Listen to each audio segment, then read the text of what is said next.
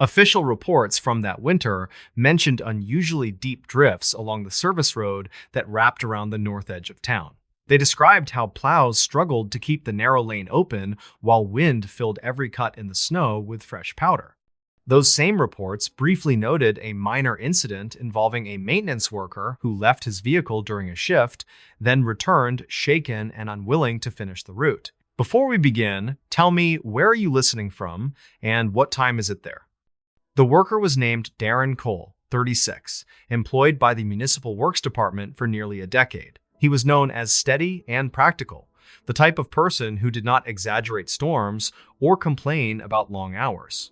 He had driven that same service road for years without treating it as anything more than another lonely part of his nightly routine. That particular week, 2 heavy systems arrived back to back, dropping more snow than the town usually saw in an entire month. The plow crews worked rotating shifts, circling through neighborhoods and outlying roads until their eyes burned from watching white lines appear and vanish in the headlight beams. Darren volunteered for extra hours because overtime pay would help him catch up on bills. On the third night of the second system, temperatures fell sharply as the wind shifted across open fields. Snow formed high ridges along both sides of the service road. In some places, the drifts rose taller than the cab of Darren's truck. Where plows carved through those ridges, parallel walls of snow created what everyone called tunnels, open above but hemmed in closely on both sides. Darren started his route just after dusk with a thermos of coffee and a rough plan to clear the road twice before midnight. The first pass went smoothly, though the walls beside him felt higher than usual. Headlights painted the snow any color but natural, giving the tunnel sections an artificial glow. He kept the radio low and focused on maintaining a steady speed, letting the blade shove heavy curls of snow off the edge. By the time he turned for the second pass, wind had begun driving loose powder back into the cut corridor.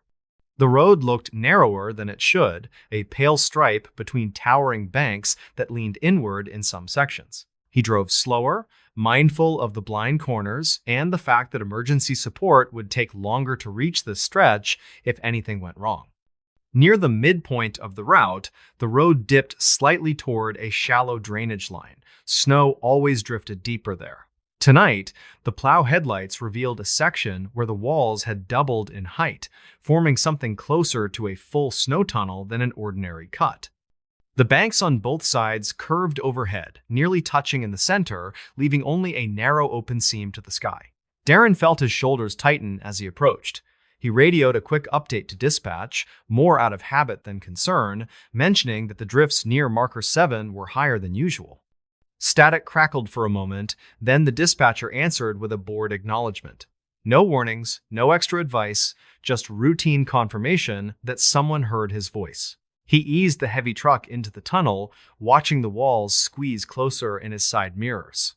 The blade scraped the packed surface, sending small ripples through the snow beneath the banks. Wind outside the cut roared above, but sounded muffled here, like distant surf. For a few seconds, it felt almost peaceful. A still corridor carved through frozen weight. Halfway through that section, he felt a faint thump under the truck floor, as though the vehicle had passed over something soft and buried. Not a rock, not ice, more like compressed snow hiding a small void. The plow shuddered slightly. Darren tightened his grip and scanned the road ahead. The surface looked flat, with no visible obstacles. He slowed the truck and listened. At first, he heard nothing beyond the engine and distant wind. Then, a new sound reached him, subtle enough that he might have dismissed it as imagination if it had happened once. It came as a low, steady rush, like someone breathing slowly through parted lips, carried on air that should have been perfectly still. The sound seemed to come from somewhere ahead, inside the tunnel itself, not from the engine bay or the cab. Darren turned down the heater fan and the radio. The interior grew quieter. The breathing sound became more distinct. It was not his own. His breath came short and visible in front of him, while the other sound kept an even rhythm that did not match his pattern. He stopped the plow completely, letting the engine idle. The breathing continued. It seemed to come from the right side at first, somewhere inside the snowbank. Then it shifted, pulling closer, moving to the left side, as if something unseen moved along the wall just outside the truck. He could not understand how that was possible given the density and depth of the drift.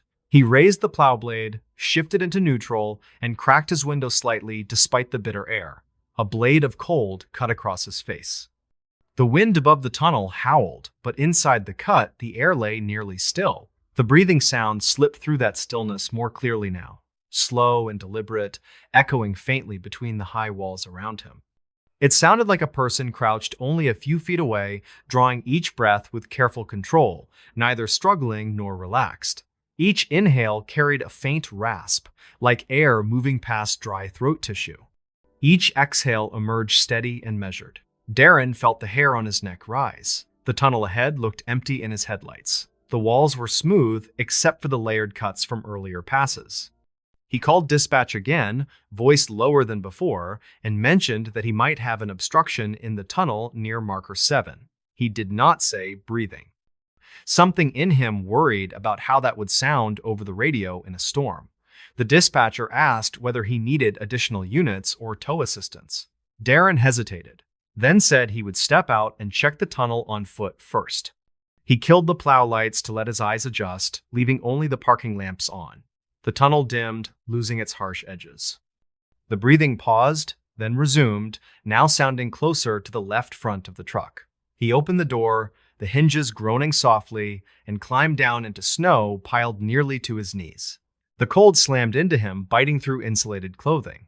Standing on the road surface, he listened before moving. The breathing did not stop. It floated along the length of the tunnel, neither ahead nor behind, neither clearly left nor right, as if the entire corridor itself exhaled. He took a cautious step forward, boots crunching on compacted snow. The sound remained steady. No footsteps accompanied it, no shuffling, nothing except that slow, oddly patient rhythm. He shone his flashlight along the banks. The beam revealed tight layers where plow passes had cut through old storms.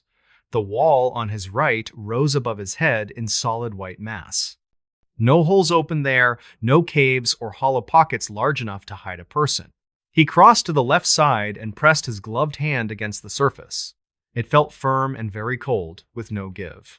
The breathing grew louder. It did not seem to come from inside the snow when he touched it. Instead, it vibrated faintly in the air between him and the wall, like a sound produced in a narrow throat of space just beyond what the light revealed. He took another step forward, then another, following the sound toward the darker center of the tunnel where the open seam of sky thinned. At the midpoint, he stopped. The breathing now surrounded him equally from all sides, impossible to place. He turned in a slow circle, flashlight beam sweeping. There was no one there. No figure, no animal, no other vehicle. The plow truck sat behind him, idling quietly, exhaust swirling weakly into the cold. The world beyond the tunnel looked like open night and drifting snow. Inside, the air felt unnaturally focused, as though something listened back. He spoke aloud without planning, asking whether anyone was there and needed help. His words sounded too loud in the tight space, bouncing off the snowbanks in dull echoes. For a brief second, the breathing stopped completely. The sudden absence made his stomach tighten more than the sound itself had. The silence stretched longer than seemed natural, as if something were considering a reply. Then the breathing started again, closer. This time the rhythm changed. Each inhale arrived slightly faster, each exhale carrying a faint shaking quality, not quite a tremor, not quite laughter. He took a step backward, then another. The sound seemed to follow, matching his retreat without moving through any identifiable point in space. It reached his back before his feet did. When he reached the truck, he grabbed the door handle with clumsy urgency and climbed back into the cab. As soon as the door shut, the breathing muffled but did not vanish. It seeped through the glass and metal as though distance barely mattered. He turned the headlights back on. The tunnel ahead looked exactly as before, a carved channel in high snow, empty and pale. Darren considered reversing out of the tunnel and calling the route complete. Yet the thought of backing through that narrow corridor while the unseen breather moved somewhere just outside his field of view made him feel worse. He decided to drive straight through, quietly promising himself he would not stop again until he reached open ground. He lowered the blade, shifted into gear, and pressed the accelerator gently. The truck moved forward, engine noise rising. The breathing quickened in response. It matched his speed, climbing in tempo with the plow, always at the same relative distance from the cab. When he glanced at the side mirrors, he saw only the tight walls sliding past inch by inch, as if the tunnel itself were closing. As he neared the end of the cut, the walls began to lower. More of the sky appeared above, and the wind's true voice poured into the cab. With each foot of progress, the breathing weakened, replaced by the normal roar of the storm. By the time the road opened fully and the snowbanks fell away, the strange sound faded entirely, swallowed by the larger noise. Darren kept driving until he reached a wider turnout where he could safely stop. He parked there and rested his head on the steering wheel, eyes closed, hands still tight on the leather. He told himself the breathing had been his own pulse in his ears, magnified by stress. He told himself the tunnel walls had changed the way sound behaved. He told himself he would accept those explanations without testing them further. At the end of the shift, he returned the plow to the depot and completed his log. The route report showed minor difficulty in drift sections and one brief stop near marker 7 for visual inspection. He wrote nothing about hearing another presence in the tunnel. He hesitated twice, pen hovering, then left the line empty. When the supervisor asked casually about conditions, he simply replied that the drifts were high but manageable. That might have been the end of it if not for what happened the following week. Temperatures rose slightly, causing the upper layers of the tunnel walls to slump inward.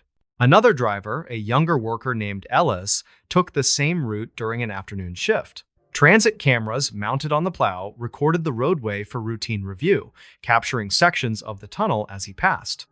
When maintenance staff later checked some of that footage for unrelated reasons, one brief segment drew attention. As the plow entered the deepest part of the drift, the audio channel picked up a low rhythmic sound layered beneath the engine. It did not match mechanical patterns. A technician isolated the frequency and played it back at higher volume. The result sounded remarkably like a person breathing close to the microphone. Ellis did not remember hearing anything unusual during that pass. The sound had been too faint under normal conditions, yet the recording existed, tied to a specific location and time within the tunnel. Someone from the department showed it to Darren, unaware of his experience. As the audio played, the back of his neck prickled. The rhythm matched what he remembered exactly. He later returned alone to marker 7 in calm daylight, parking his personal vehicle at the edge of the cut. The once towering walls had shrunk significantly, though packed remnants still rose above his shoulders. He walked the length of the corridor slowly, breathing shallowly, listening. There were no strange sounds. The snow felt heavy and dumb, shaped by plows melting at the edges. Nothing about it seemed capable of holding a voice. Still, he noticed a subtle detail near the midpoint where he had stopped the plow that night. The packed snow at the base of both walls showed shallow, rounded impressions, not from tires, not from shovels. They appeared in paired markings as if something had rested there with weight distributed evenly. The shape reminded him of knees pressed into soft material, though no stride pattern connected them.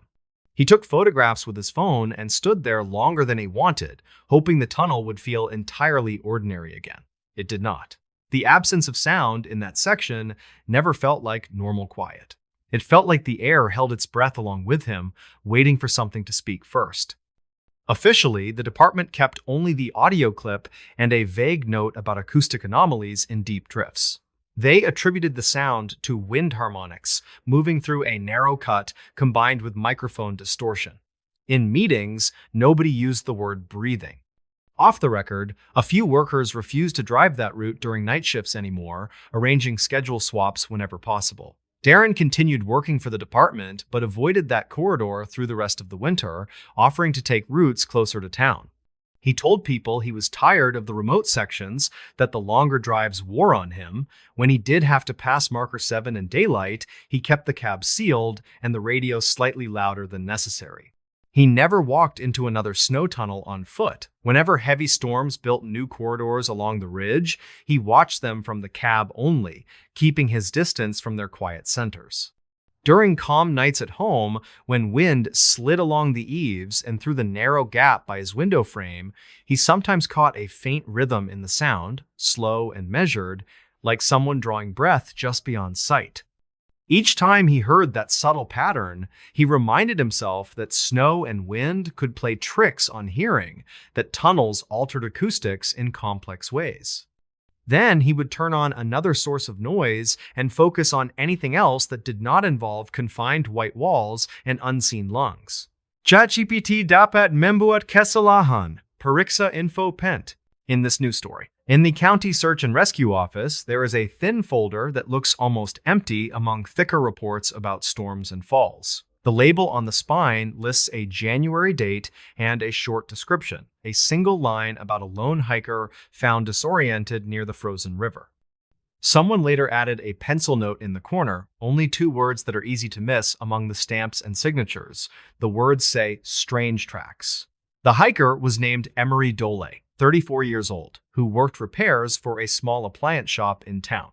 He usually spent his days fixing old heaters and refrigerators, traveling between houses that looked the same from the outside in winter. On his days off, especially after long weeks inside warm rooms, he liked to walk along the river where the cold felt clean. The river cut a shallow trench through the valley, wide enough to look impressive, not wide enough to draw tourists from far away. In summer, the water moved steady over scattered rocks, turning orange in late sun near the bridge. In winter, once the temperature stayed low long enough, ice formed from both sides until it covered most of the surface, leaving only narrow open channels. Locals walked near the river often, but few trusted the ice. Everyone in that part of the state knew stories about early thaw and hidden currents. There were old warnings in school lessons about weak spots that looked solid until a boot pressed hard on the wrong patch. Signs near the most popular trail told people to keep off the ice completely. Emery respected that rule most winters. He stayed on the bank path, watching the snow-covered surface from a safe distance. This particular season felt colder than usual, however, and the ice had remained unbroken for weeks. He saw snowmobiles cross upstream once where the river widened near the flats. He saw fishermen drill near the calmer bends and set their stools without comment from anyone nearby. The day of his long walk started clear and bright, the kind of sharp sky that appears between storms. The morning news mentioned temperatures far below freezing, safe enough for temporary ice routes, according to the cautious voice of the local forecaster. Emery decided to take advantage of the clear air and follow the river farther than he usually did. He parked his old truck near the small lot by the trailhead and stepped out into clean snow that squeaked under every step. Frost coated the railing near the sign that told visitors not to trust what they could not see. A breath of wind slid along the valley floor, moving loose powder in small curls around his boots. He zipped his jacket higher and pulled a wool cap down over his ears. The trail along the bank showed signs of other walkers from earlier mornings, though new flakes had softened most of the marks. Dog prints crossed human prints at odd angles, creating small loops that led back toward the town. Everything felt familiar and simple. Bare trees lined the upper slope, their branches holding a light dusting that fell whenever the wind shifted suddenly. As he walked, Emery checked the ice periodically. Farther from the bridge, where the river slowed, the surface looked pale and solid. In some stretches, thicker snow covered everything, but near bends where wind had cleared the crust, he could see the dull blue of deep ice. He tested the edge with his boot once and felt unmoving support beneath thin powder. He told himself he would stay on the bank and enjoy the view. That promise lasted until he rounded a bend where the trail narrowed near a steep drop. Here, the bank rose higher above the waterline, and the path clung to the slope in a narrow shelf. Someone had cut steps years earlier, but winter erosion had stolen comfortable width from the route. Below that shelf, the river lay flat and still, its ice smooth and untouched between banks. The drop from the shelf to the ice was not far, maybe 8 or 9 feet, steep but manageable with care. Emery knew the safe thickness guidelines by heart, had heard them from older repair clients who had spent their lives near cold lakes and rivers. The conditions this week met every standard they had listed. He stopped there and listened. No one else walked nearby. The wind had eased to almost nothing. The only sound came from a distant crow and the faint creak of a branch somewhere above him. The idea arrived then, small and sharp, that walking on the ice here would be cleaner and safer than edging around the narrow shelf on the bank. He stepped closer to the edge and gauged the slope. Snow had drifted in small waves down the bank, making a sort of ramp instead of a drop. The angle looked steep, but not impossible.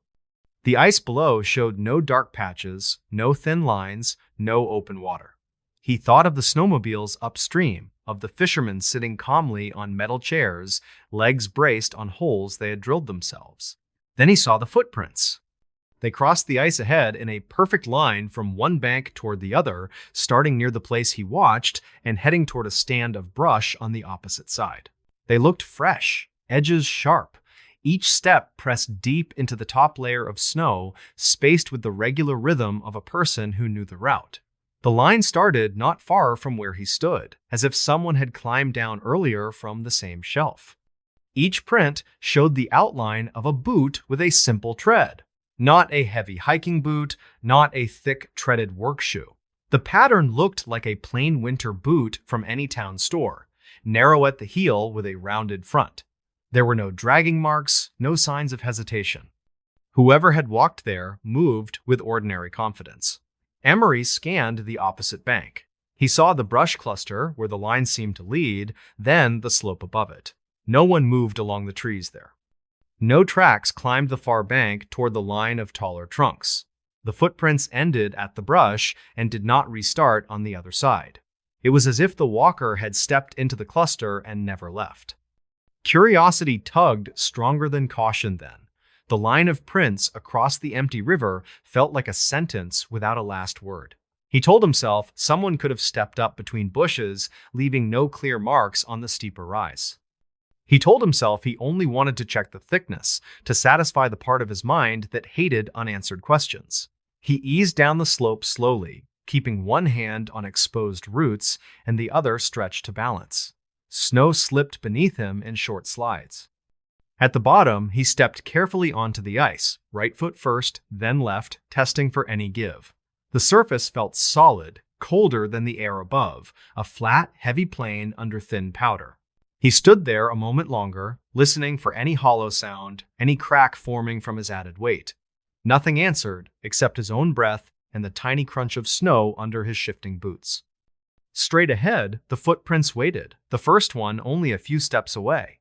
They looked deeper now from this close angle, the edges casting tiny shadows where late sun filled the valley. He stepped into the line and followed. Each print fit his stride reasonably well. He did not place his boots exactly on them, but used them as marks. There was something strange about seeing a solitary path like that. No second line beside it, no dog prints running ahead, no dragged sled. The person had crossed alone, leaving only this neat row of marks as proof. As he walked farther from the bank, the world changed in ways that surprised him. The sound of the town behind him faded completely. Even the faint rush of the hidden current below seemed muted by the thick ice. The valley felt wider from this lower position, the sky stretching farther over the bare trees. He noticed how quiet his own steps became when he landed inside previous depressions. Halfway across, he stopped and turned slowly in a full circle. His own trail from the bank now formed a second line, angled slightly where he had descended, then joining the older path. The prints appeared clear and sharp behind him. Ahead, the single line continued toward the brush on the far bank, unchanged. There were no other marks on the ice in any direction, just those two paths crossing open space. He told himself this was exactly what he expected. Another person had crossed earlier, reached the far side, and climbed up in a way that left no visible pattern from this distance. This was not a mystery, just winter and snow and depth. The inner pull that had led him onto the ice relaxed slightly, replaced by a cautious satisfaction. He took a few more steps forward. The prints ahead had a certain character. Some pressed harder at the heel, some more evenly distributed. In one, the toe cut deeper into the snow, as though the walker had pushed off with more effort. The spacing never changed much for long, which suggested a steady pace. This was someone who knew exactly how far the opposite bank lay. Emery began to wonder idly about the person. Perhaps they were a local who used the ice as a shortcut to reach a distant farmhouse. Perhaps they were another walker tired of the narrow shelf along the bank.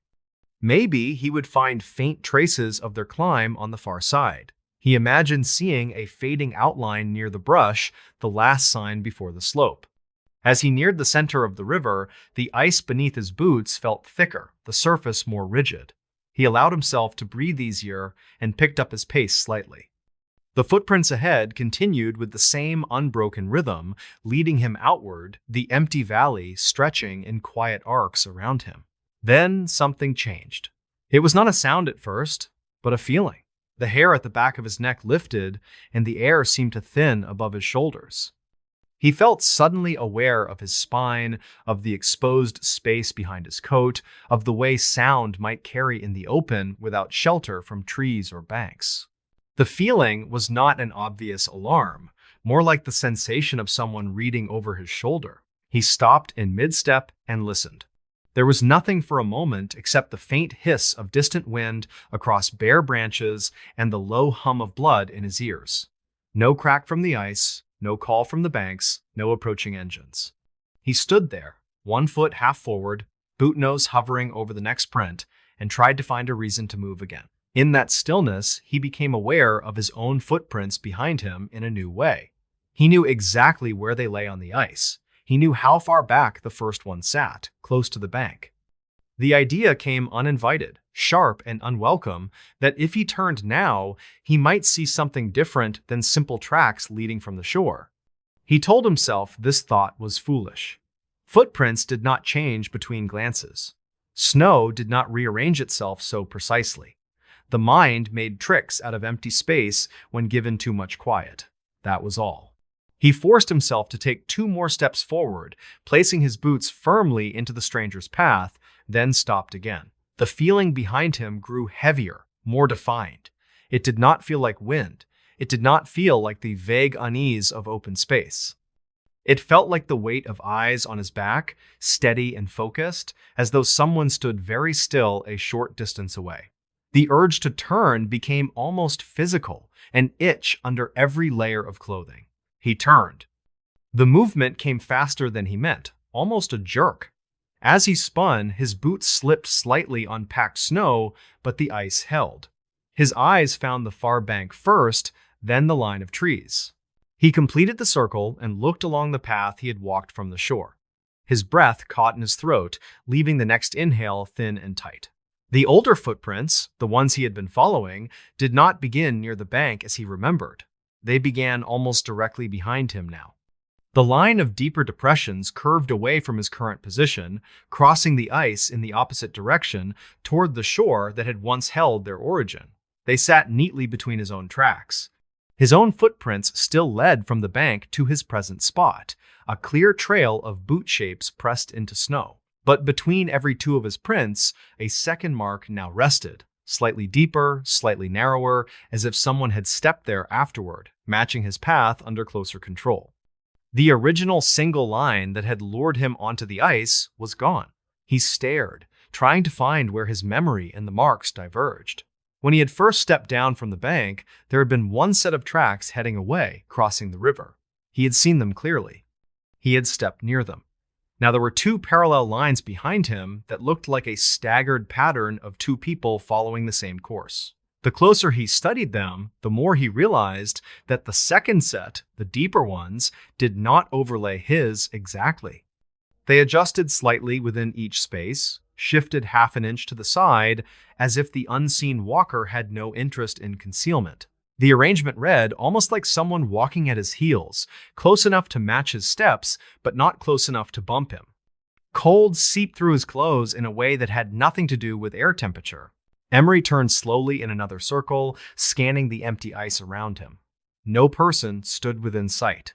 The banks showed only untouched snow and the distant dark of trees. The sky above remained clear.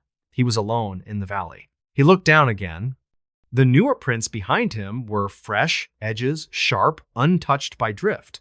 If someone had placed them after him, they had done so in the last minute, maybe less, while he stood facing forward.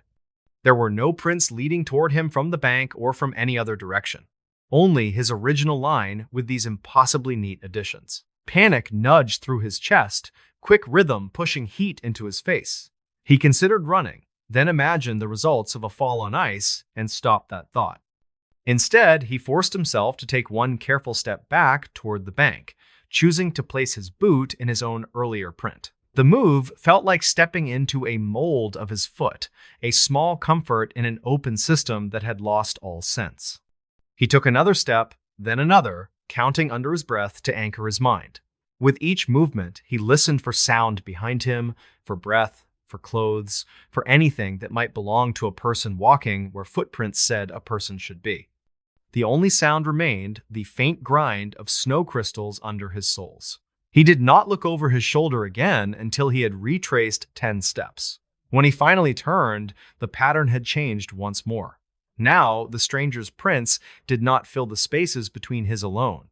They formed a continuous line that ended 2 steps behind his current position, the last mark slightly deeper than the others, as if weight had lingered there. His own older prints lay ahead in a distinct track, leading toward the bank without alteration. It looked exactly like someone had followed him from the center of the river to this spot, stopping when he stopped, remaining just out of reach. The distance stayed the same between his back and the last print. The invisible follower had not gained on him, had not fallen behind, had simply mirrored his retreat. Emery felt something inside him settle with a new clarity. The question was no longer whether the ice was safe or whether he had misremembered the first line of tracks. The question now was whether he could accept what he saw and still move without freezing in place completely. Staying on the ice any longer felt like an invitation to experiments he did not understand. He made a decision then. He would not turn again until he reached the bank. He faced the shore and fixed his eyes on the dark line where snow met frozen earth. The distance looked much longer than it had when he first stepped down. He forced his legs to obey, muscles tight, steps measured. He followed his old prints exactly, feeling the slight depressions under each boot, trusting the path that had already held his weight once. Behind him, the air remained very quiet. He felt it there, that presence at a fixed distance, as if a cold thought walked at his back. It did not feel closer, yet it did not feel gone. He resisted every urge to speed up, knowing that panic on ice led to broken bones and thin tragedies in winter reports. Instead, he counted each step and matched his breathing to the numbers, making his body follow a simple pattern. When he reached the place where his trail first met the edge of the bank slope, the world changed again. The ice ended under his boots, replaced by the angled snow he had slid down earlier. He felt the difference through his soles. The texture softened, the angle changed, gravity returned in a new direction. He took 2 more steps and reached for the roots near the top. Only then did he allow himself to turn. The tracks on the ice ended at the spot he had just left. His own prints formed a clear line from the bank down to that point. Behind them, slightly offset, a second trail matched each step, ending 2 strides away from the current edge of the ice. There were no prints farther out now, no evidence of a starting point for the unknown pattern. The middle of the river looked unmarked beyond that final cluster. He saw something else as well. The last in the stranger's line, the print nearest him, was deeper than the others and slightly longer, as if whoever had stood there had shifted weight forward against an invisible rise. The image formed in his mind without invitation, a quiet figure standing there, watching him climb, stopping when he left the frozen surface. He scrambled up the slope without grace, hands digging into snow and dirt, knees scraping against hidden roots.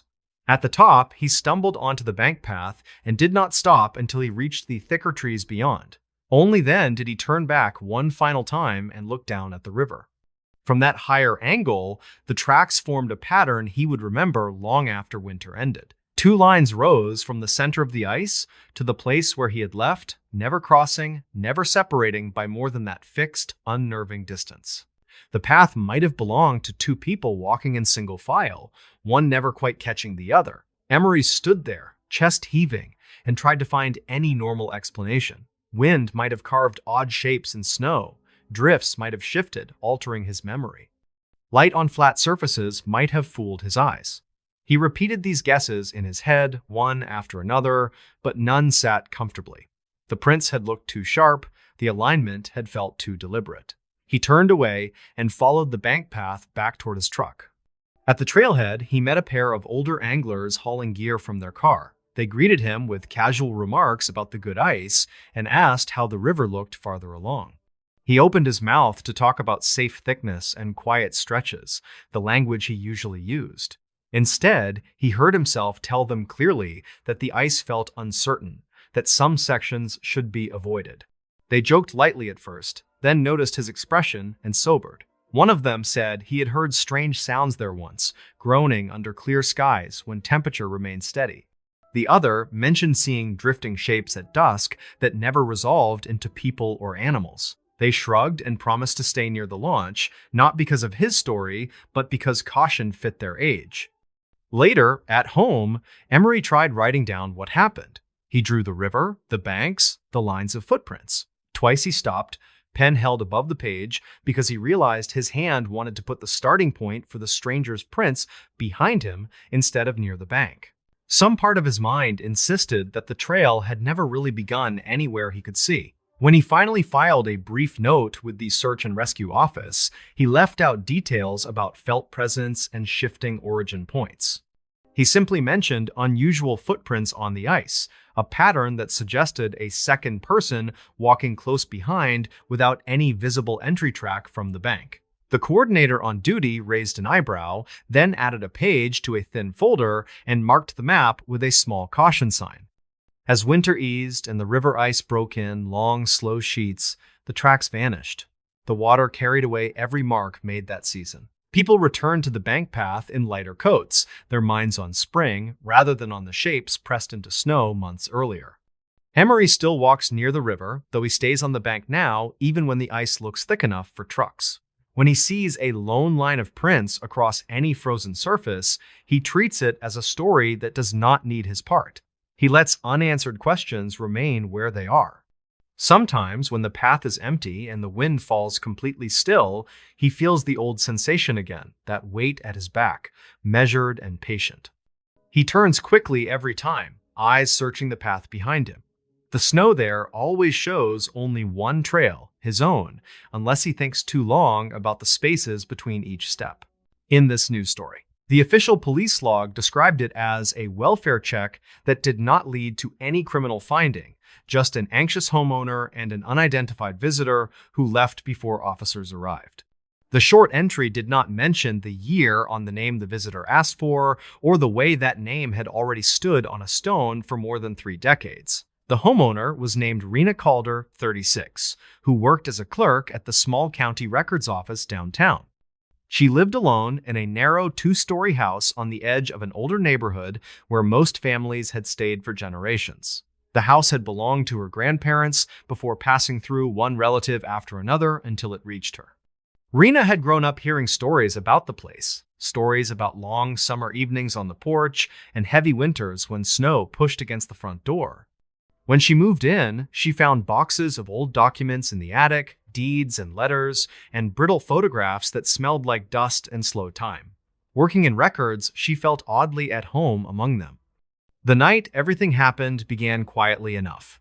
It was midwinter, and a thin crust of snow covered the yards along her street. A new storm had been forecast for the early morning. Nothing severe, just another layer added to the old one. Rena spent the evening sorting through a box of family papers in the dining room, sipping tea while the house settled around her. By midnight, she had grown tired and decided to sleep. She rinsed her mug, checked the stove twice, and locked the front door out of simple habit. Her phone rested on the nightstand upstairs, screen face down, set to vibrate for emergencies at the office. Outside, the street lamp near her driveway buzzed softly as its light turned the snow a washed-out yellow. The neighborhood usually went quiet by 10 at night. By the time Rena lay under her blankets upstairs, only the hum of the furnace and the distant rush of the highway reached her. She drifted towards sleep, thinking about a land transfer file she needed to finish the next day, one involving a parcel older than most of the modern records in her system. Sometime later, she surfaced from sleep with no clear reason at first. The room was dark except for a thin stripe of light from the hallway night bulb. The furnace had paused between cycles, leaving the house in a stillness that felt slightly too complete. She checked the clock on the nightstand and saw that it was a little after 3 in the morning. As she lay there, trying to decide whether to get up for water, she heard it, a sound from downstairs. Not loud, not violent, just out of place. 3 slow knocks on the front door, each one spaced evenly, each one resonating through the old wood and up the staircase. The sound was gentle but deliberate, like the mannerly knock of someone raised to respect sleeping households. At first, Rena thought she had imagined it, some fragment of dream still clinging to waking ears. Then the knocks came again, the same sequence, slightly louder this time, as if whoever stood outside had decided the first attempt had simply gone unheard. The house absorbed the sound, carrying it along the banister and into the hollow space under the stairs. Rena sat up, heart beginning to race. No one visited at that hour, not in this neighborhood, not without calling first. She listened for a car engine outside, for footsteps, for any hint that a neighbor might need help.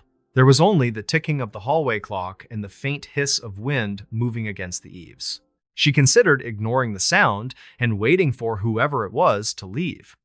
Then she thought of emergencies, of relatives who might be in trouble, of mistakes in the office that sometimes reached her even at strange hours. Working with old records, she had seen how quickly small events could turn important, how easily one overlooked detail could become critical later.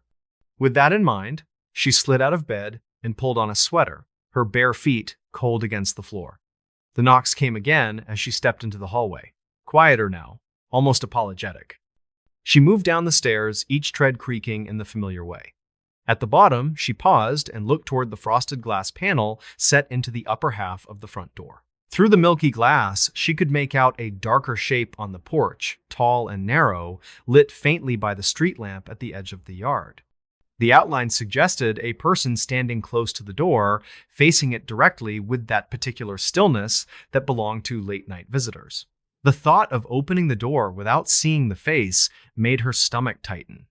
Rena switched on the small lamp in the entryway, sending a warm circle of light across the floor. She approached the door slowly and called out, asking who was there. For a moment, there was no answer, only the hush of snow outside and the faint rattle of a loose branch somewhere near the porch. Then a voice spoke, muffled through the wood, but clearly male and measured. He said he was sorry for the hour, that he was looking for someone, and that he had been told this was the right house. His tone sounded oddly formal, careful with each word, like someone who had practiced the sentence beforehand. Rena stayed behind the locked door and asked who he was looking for, still unwilling to unbolt anything until she knew more. The name he spoke next did not belong to anyone currently on her street, at least not in the usual sense. He asked for Clara Calder, said he had come a long way to see her, and added that he believed she still lived there. The name struck Rena like a cold breath. Clara had been her grandfather's older sister, a woman who had died long before Rena was born. For a second, she thought she had misheard. The old glass, distorted sounds as well as shapes, and sleep still clung to her mind. She asked him to repeat himself. Again, he said Clara's full name, including the middle name that only appeared on certain older documents. He pronounced it correctly, with the same soft inflection her grandfather had used in stories. Rena's hand tightened on the doorknob.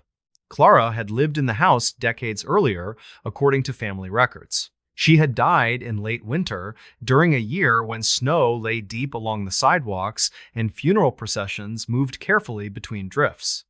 The death certificate for that year still sat in one of the boxes upstairs, yellowed but legible, her age frozen in ink.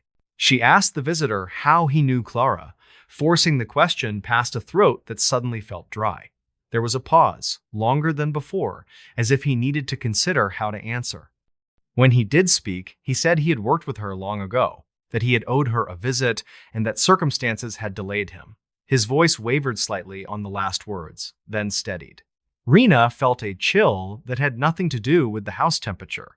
She thought of the boxes in the attic, of the old photographs showing Clara standing outside the same front steps with other people whose names had been lost. She searched her memory for any story involving someone who owed Clara a visit, some unfinished business that might explain a stranger at her door now. While she stood there thinking, the man outside knocked again, once this time softer than before. He asked if Clara was resting and said he did not mean to disturb her if so. The way he used the word resting sounded less like ordinary sleep and more like the careful language people used when speaking about the dead without saying the word. The tone suggested he did not know which condition applied. Rena decided it was time to see his face, at least through glass. She moved to the side window near the door and eased the curtain aside a fraction. Snow reflected the street lamp, giving the yard a muffled glow. On the porch stood a man wearing a dark coat buttoned to the throat, no hat, his hair dusted with flakes. His posture was straight, hands folded in front of him, not shoved into pockets against the cold. His face did not look particularly strange. He appeared to be in his late 40s, with pale skin and tired eyes that blinked slowly in the light from the house. He stared at the door, not at the side window, as though fixed on the threshold itself. There was nothing obviously threatening in his stance, yet something about his stillness made Rena reluctant to open anything between them. She let the curtain drop and returned to the door, still speaking through wood and glass. She told him that Clara did not live there anymore, which was technically true if not complete. The man asked when she had moved. Rena said she had passed away many years earlier. Her voice sounded thin in her own ears, as if it had to cross more than the air between them. The man outside fell silent. For several seconds, no sound came from the porch. Rena held her breath, listening. When he finally spoke again, he asked a question that lodged under her skin in a way she could not shake later. He asked whether Rena was sure. He asked it calmly, not challenging, just confirming, as though death might have been a temporary condition misreported in his absence.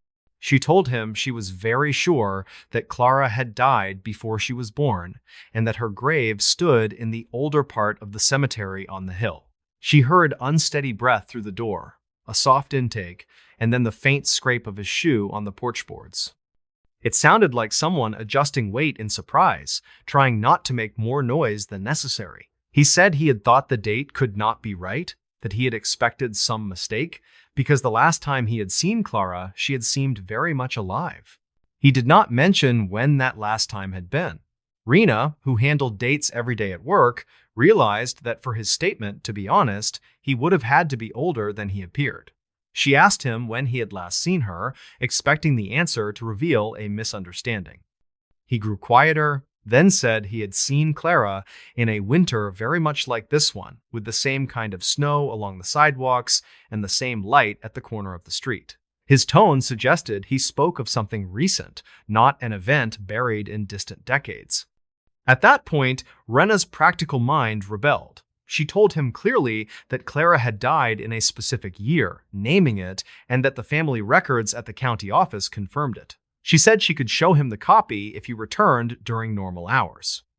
She heard him repeat the year under his breath, slowly, like someone adding a column of numbers and finding a total that did not match expectation.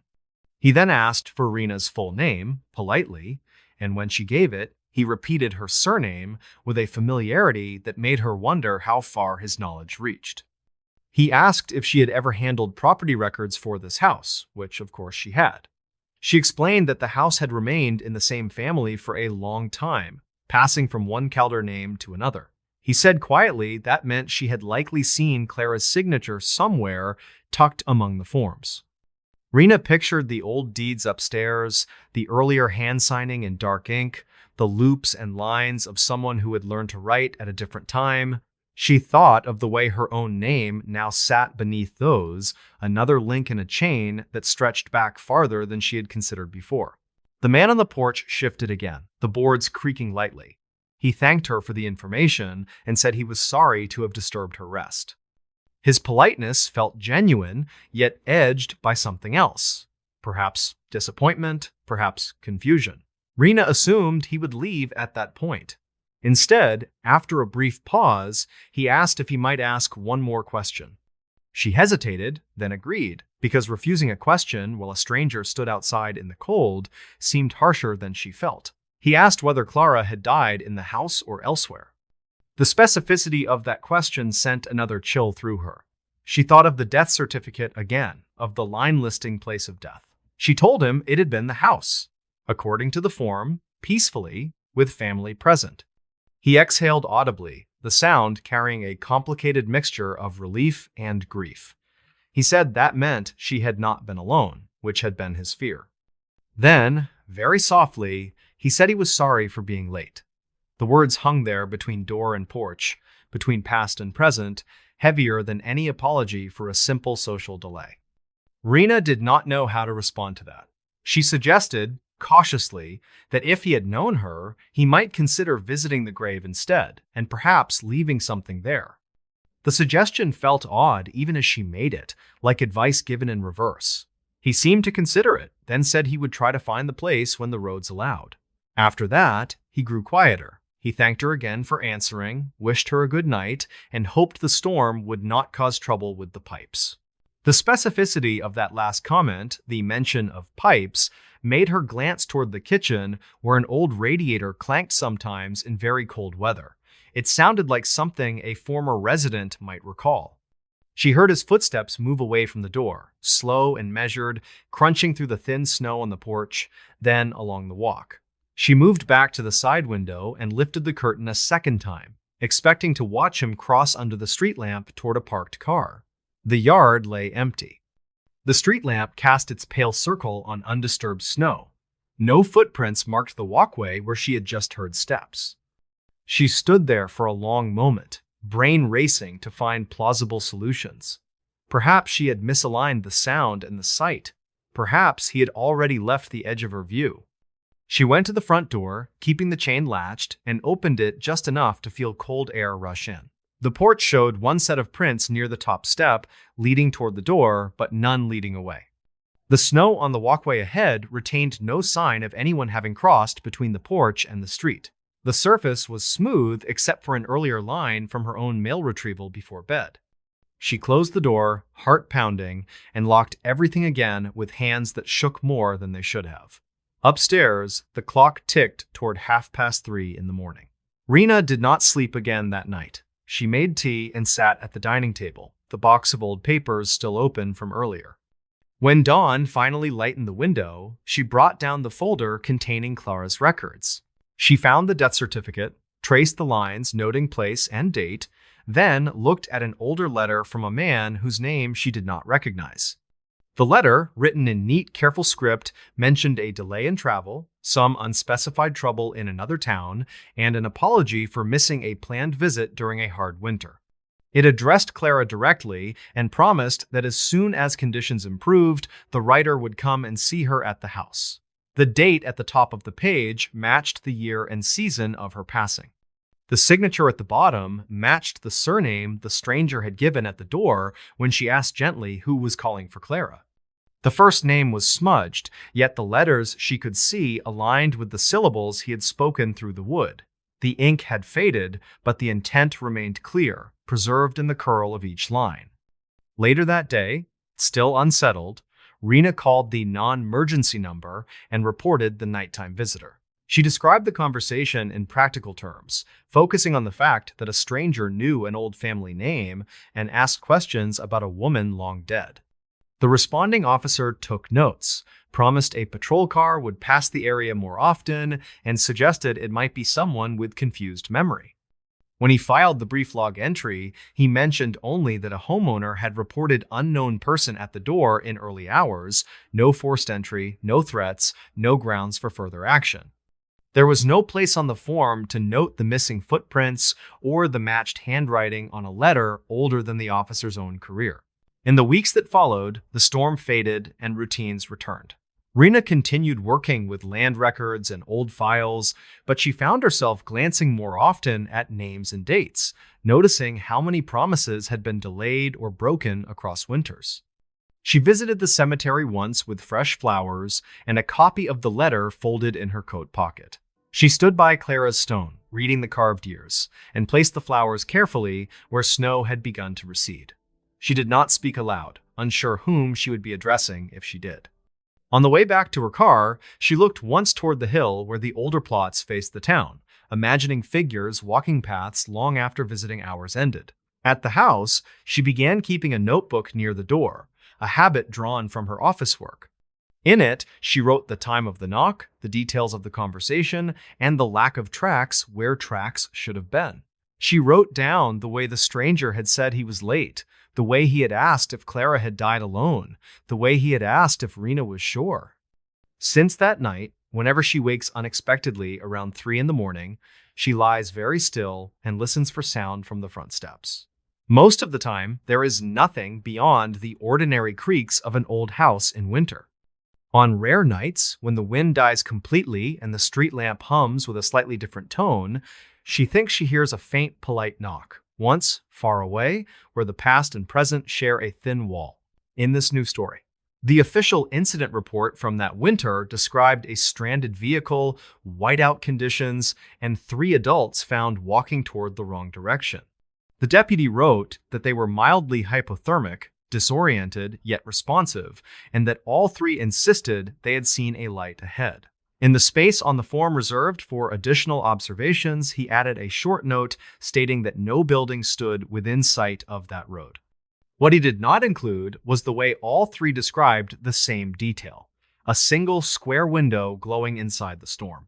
The driver was Lena Harrow, 33, who worked as a night nurse at the regional hospital in the valley below. She had finished a long shift of winter respiratory cases and agreed to drive 2 coworkers home, saving them a bus transfer. One coworker was Mina, a respiratory therapist on her first year at the hospital, the other a technician named Jared who lived uphill. Their route took them along the ridge road that climbed away from town, a stretch known for drifts and sudden fog. Plows had passed earlier, leaving high walls of snow along both sides, turning the lane into a narrow corridor whenever wind picked up. Lena checked the forecast before leaving, saw a storm band on the radar, and decided they had enough time to make the drive. The first part of the climb went smoothly, the road wet but visible, trees on either side dusted with fresh snow that reflected headlights. They were halfway up the ridge when wind shifted hard, carrying a dense curtain of flakes across the pavement and erasing the center line. Lena slowed, tightening her grip on the wheel, while Mina pointed out the faint glow of the next reflector post along the shoulder. Within minutes, visibility dropped to a few car lengths, the world beyond their headlights flattening into a shifting sheet of white. Lena considered stopping, then remembered stories about rear impacts when cars disappeared inside sudden whiteouts along that stretch. She chose to keep moving slowly, eyes locked on the faint rise of plowed snow that marked the right edge of the lane. Mina fell quiet, her earlier chatter about difficult patients swallowed by the wind, while Jared checked outside through the fogged side window. The storm intensified faster than any of them expected, flakes now swirling in tight patterns, driven by gusts that rocked the small car. At one point, the headlights reflected off something ahead that looked like solid brightness instead of open air, and Lena braked hard. They realized it was another drift blown across the lane, higher than the bumper, the car losing traction as it pushed into the ridge. The wheels dug in, spun briefly, then stopped, the engine shuddering as dense snow packed under the chassis and around the tires. Lena tried reverse, felt only a slight slide, then nothing, the car settling deeper as if the snow had hands holding its frame. Wind hammered the windows, snow curling past the mirrors in streaks, while the outside world beyond the windshield turned into moving white noise. For several minutes, they sat listening to the engine idle, the heater fighting against air that seemed colder than the forecast promised. Jared suggested rocking the car forward and back, but the attempt only sank the tires more firmly into the unseen trench beneath. Lena cursed softly, then reached for her phone, hoping for a signal strong enough to call the non-emergency line in town. The screen showed one weak bar that came and went, emergency services available, yet voice calls refusing to connect through the storm. She tried sending a text instead, pinning their approximate location between 2 familiar mile markers, then watched the sending icon spin. There was no way to know whether it had left the phone, no confirmation, just the storm and the dull hum of the fan. Jared checked his own device, saw the same feeble signal, then suggested they might need to consider walking if help could not find them. Lena hesitated, knowing stories of people who left stranded cars in whiteouts and wandered away from the road toward deeper trouble. Mina wiped a clear patch on her side window, peered into the swirling snow, and said it felt like being inside a shaken bottle. Minutes stretched, the car slowly cooling as their breaths fogged the glass, all three listening for any distant sound of another engine. The only noises came from wind and the occasional soft thud of packed snow sliding lower along the outside of the doors. It was during one of those quiet stretches that Mina said she thought she saw a light, a real one, not a reflection. She leaned forward, pressing her face nearer the windshield, squinting past the wiper streaks toward the side of the road beyond. Lena followed her gaze and, for a moment between gusts, saw it too, a small square of warm yellow hovering in the white. It looked exactly like a cabin window lit from inside, steady at first, then flickering once as if someone moved near a lantern. The light seemed to be located down the slope from the road, maybe 50 yards away, partially veiled by roped sheets of snow. Jared twisted in his seat, watching the same patch, and agreed that it did resemble a window, not headlights or a distant sign. In that moment, the idea of another shelter felt like relief, an anchor, a clear direction in a world that had turned shapeless. Lena said it might be one of the older cabins she remembered from childhood, someplace she had forgotten on the hillside. She reasoned that if someone was home down there, they might have a landline, or at least clearer access to the lower road. The engine idled unevenly now, the fuel gauge lower than she wanted, the heater beginning to lose ground against the encroaching cold. They decided quickly, more from instinct than full logic, that walking toward the light seemed safer than waiting in a buried car. They wrapped themselves in spare blankets from the trunk, pulled hats lower, zipped coats high, and stepped out into the blizzard together. The wind hit them with almost physical force, pushing sideways, making it hard to keep their bearings on the invisible lane underfoot. Lena locked the car, an automatic gesture that felt absurd here, then held her keys in one pocket as if they still mattered. The three of them moved to the shoulder, boots sinking into uneven snow, heads bent against sharp flakes cutting their cheeks. The light faded briefly as a gust swept through, then returned, still in the same spot, beckoning between gaps in the swirling white. They used it as a reference point, angling their bodies toward it, careful not to drift too far along the road or down the slope. The plow ridges felt like walls beside them, offering momentary shelter whenever the wind shifted, their sides slick with newly packed snow. Every few steps, Mina asked whether Lena still saw the light, and each time, Lena confirmed, though it sometimes blurred at the edges. It never vanished entirely, only dimmed and brightened, pulsing gently like a living thing breathing behind the curtain of the storm. They reached a point where the road shoulder gave way to an unseen drop, the slope beginning under their boots with little warning. The light now appeared slightly below them at a safer angle, and it seemed closer than before, as if it had waited quietly. Lena tested the snow with one careful step, felt the ground tilt but hold, then motioned for the others to follow her path. They descended slowly, using buried brush and occasional fence posts for balance, their legs burning as they pushed through thickening drifts. Wind funneled more sharply here, whipping around invisible obstacles, sending fine powder under collars and into sleeves with every gust. The light grew brighter, though no outline of a building appeared around it, just a square glow in the storm, hovering at eye level. It illuminated nothing beyond its own shape, casting no beam on trees or ground, yet looking no less real for that missing effect. Jared muttered that he could not see any roof, any doorframe, anything that might hold a window in place on this hill. Lena told him to keep moving, insisting the rest of the structure would appear when they were close enough that visibility simply hid it. Mina stumbled once, catching herself on a snow crust that collapsed beneath her glove, her heart leaping before Lena grabbed her arm. They paused to catch breath, chests heaving, snow sticking to their lashes and scarves, then pushed onward toward the unwavering yellow square. At some point, the slope leveled unexpectedly underfoot, snow depth decreasing slightly, the ground feeling packed as if walked on many times. Trees loomed in shadowy shapes around them, branches coated in ice. Their forms suggested more by absence of snow than by clear lines. The light hung just ahead now, at a height that would match a window in a small one-story cabin facing uphill.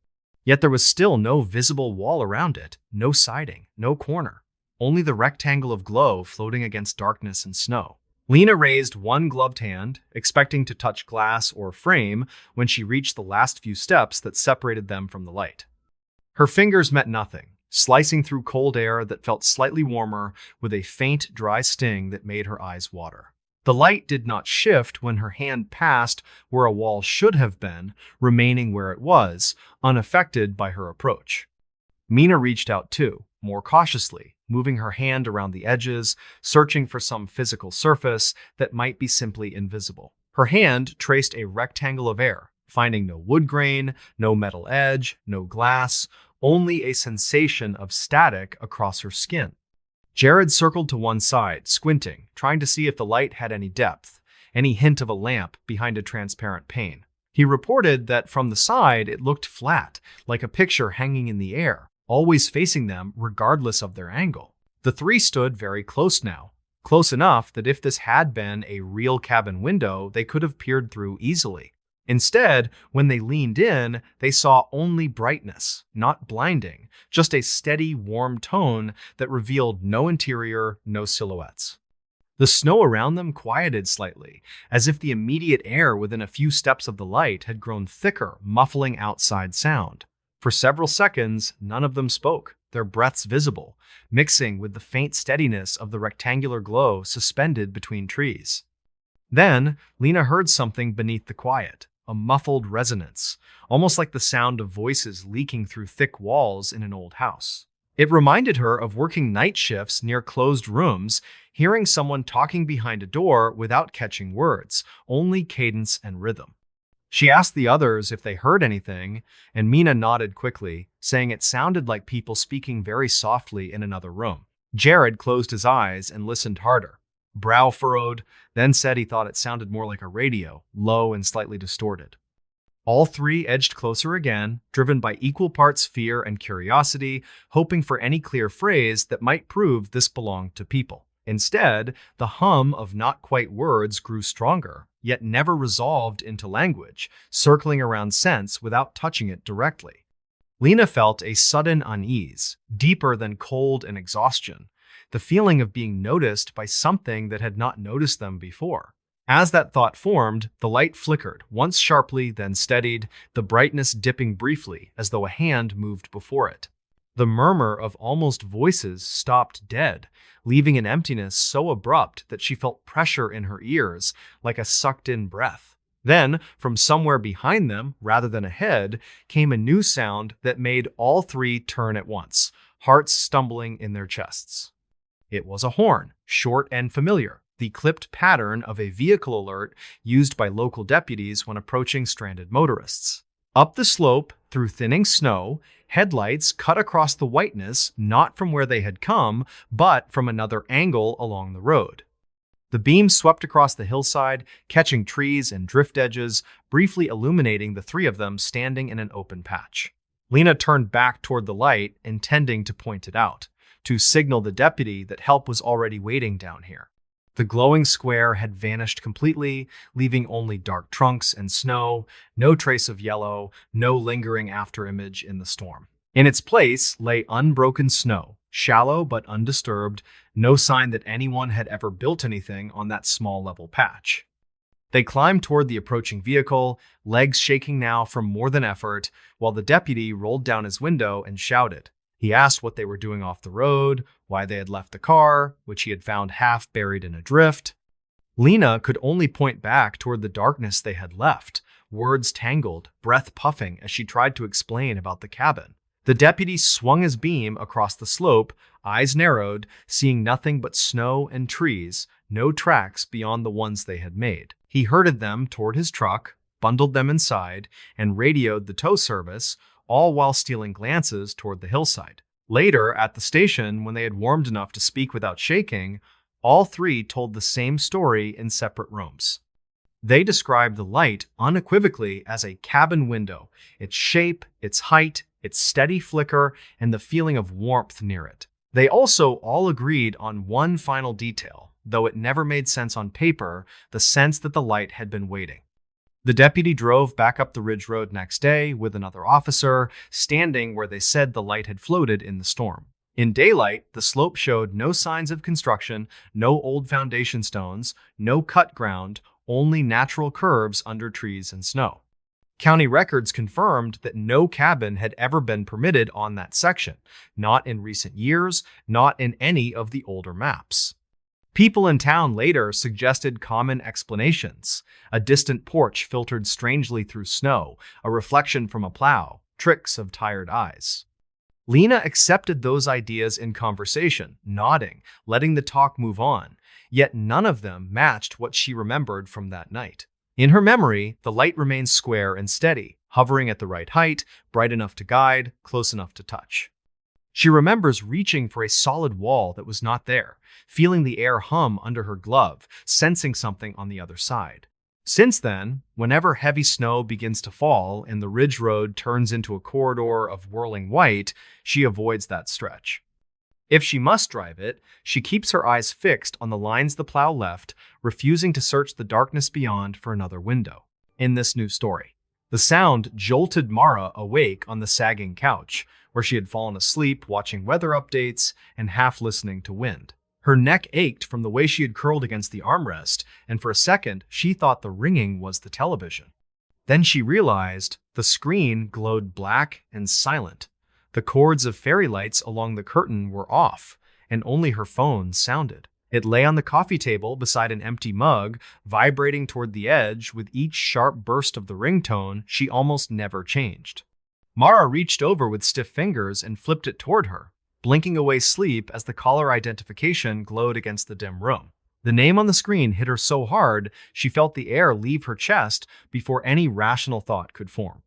It was Eli Caro, written exactly as she had saved it, the contact she had not touched since late winter the year before. The last time she had seen that name light up her phone, he had been buried under a clean layer of snow and flowers.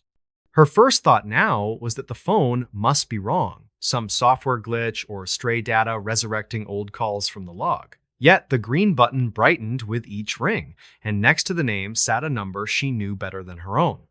She had memorized it years earlier, back when Eli still called from motel rooms and road stops, complaining about coffee and broken heaters. The number should have been dead by now, along with the phone they had lowered into the grave tucked inside his jacket.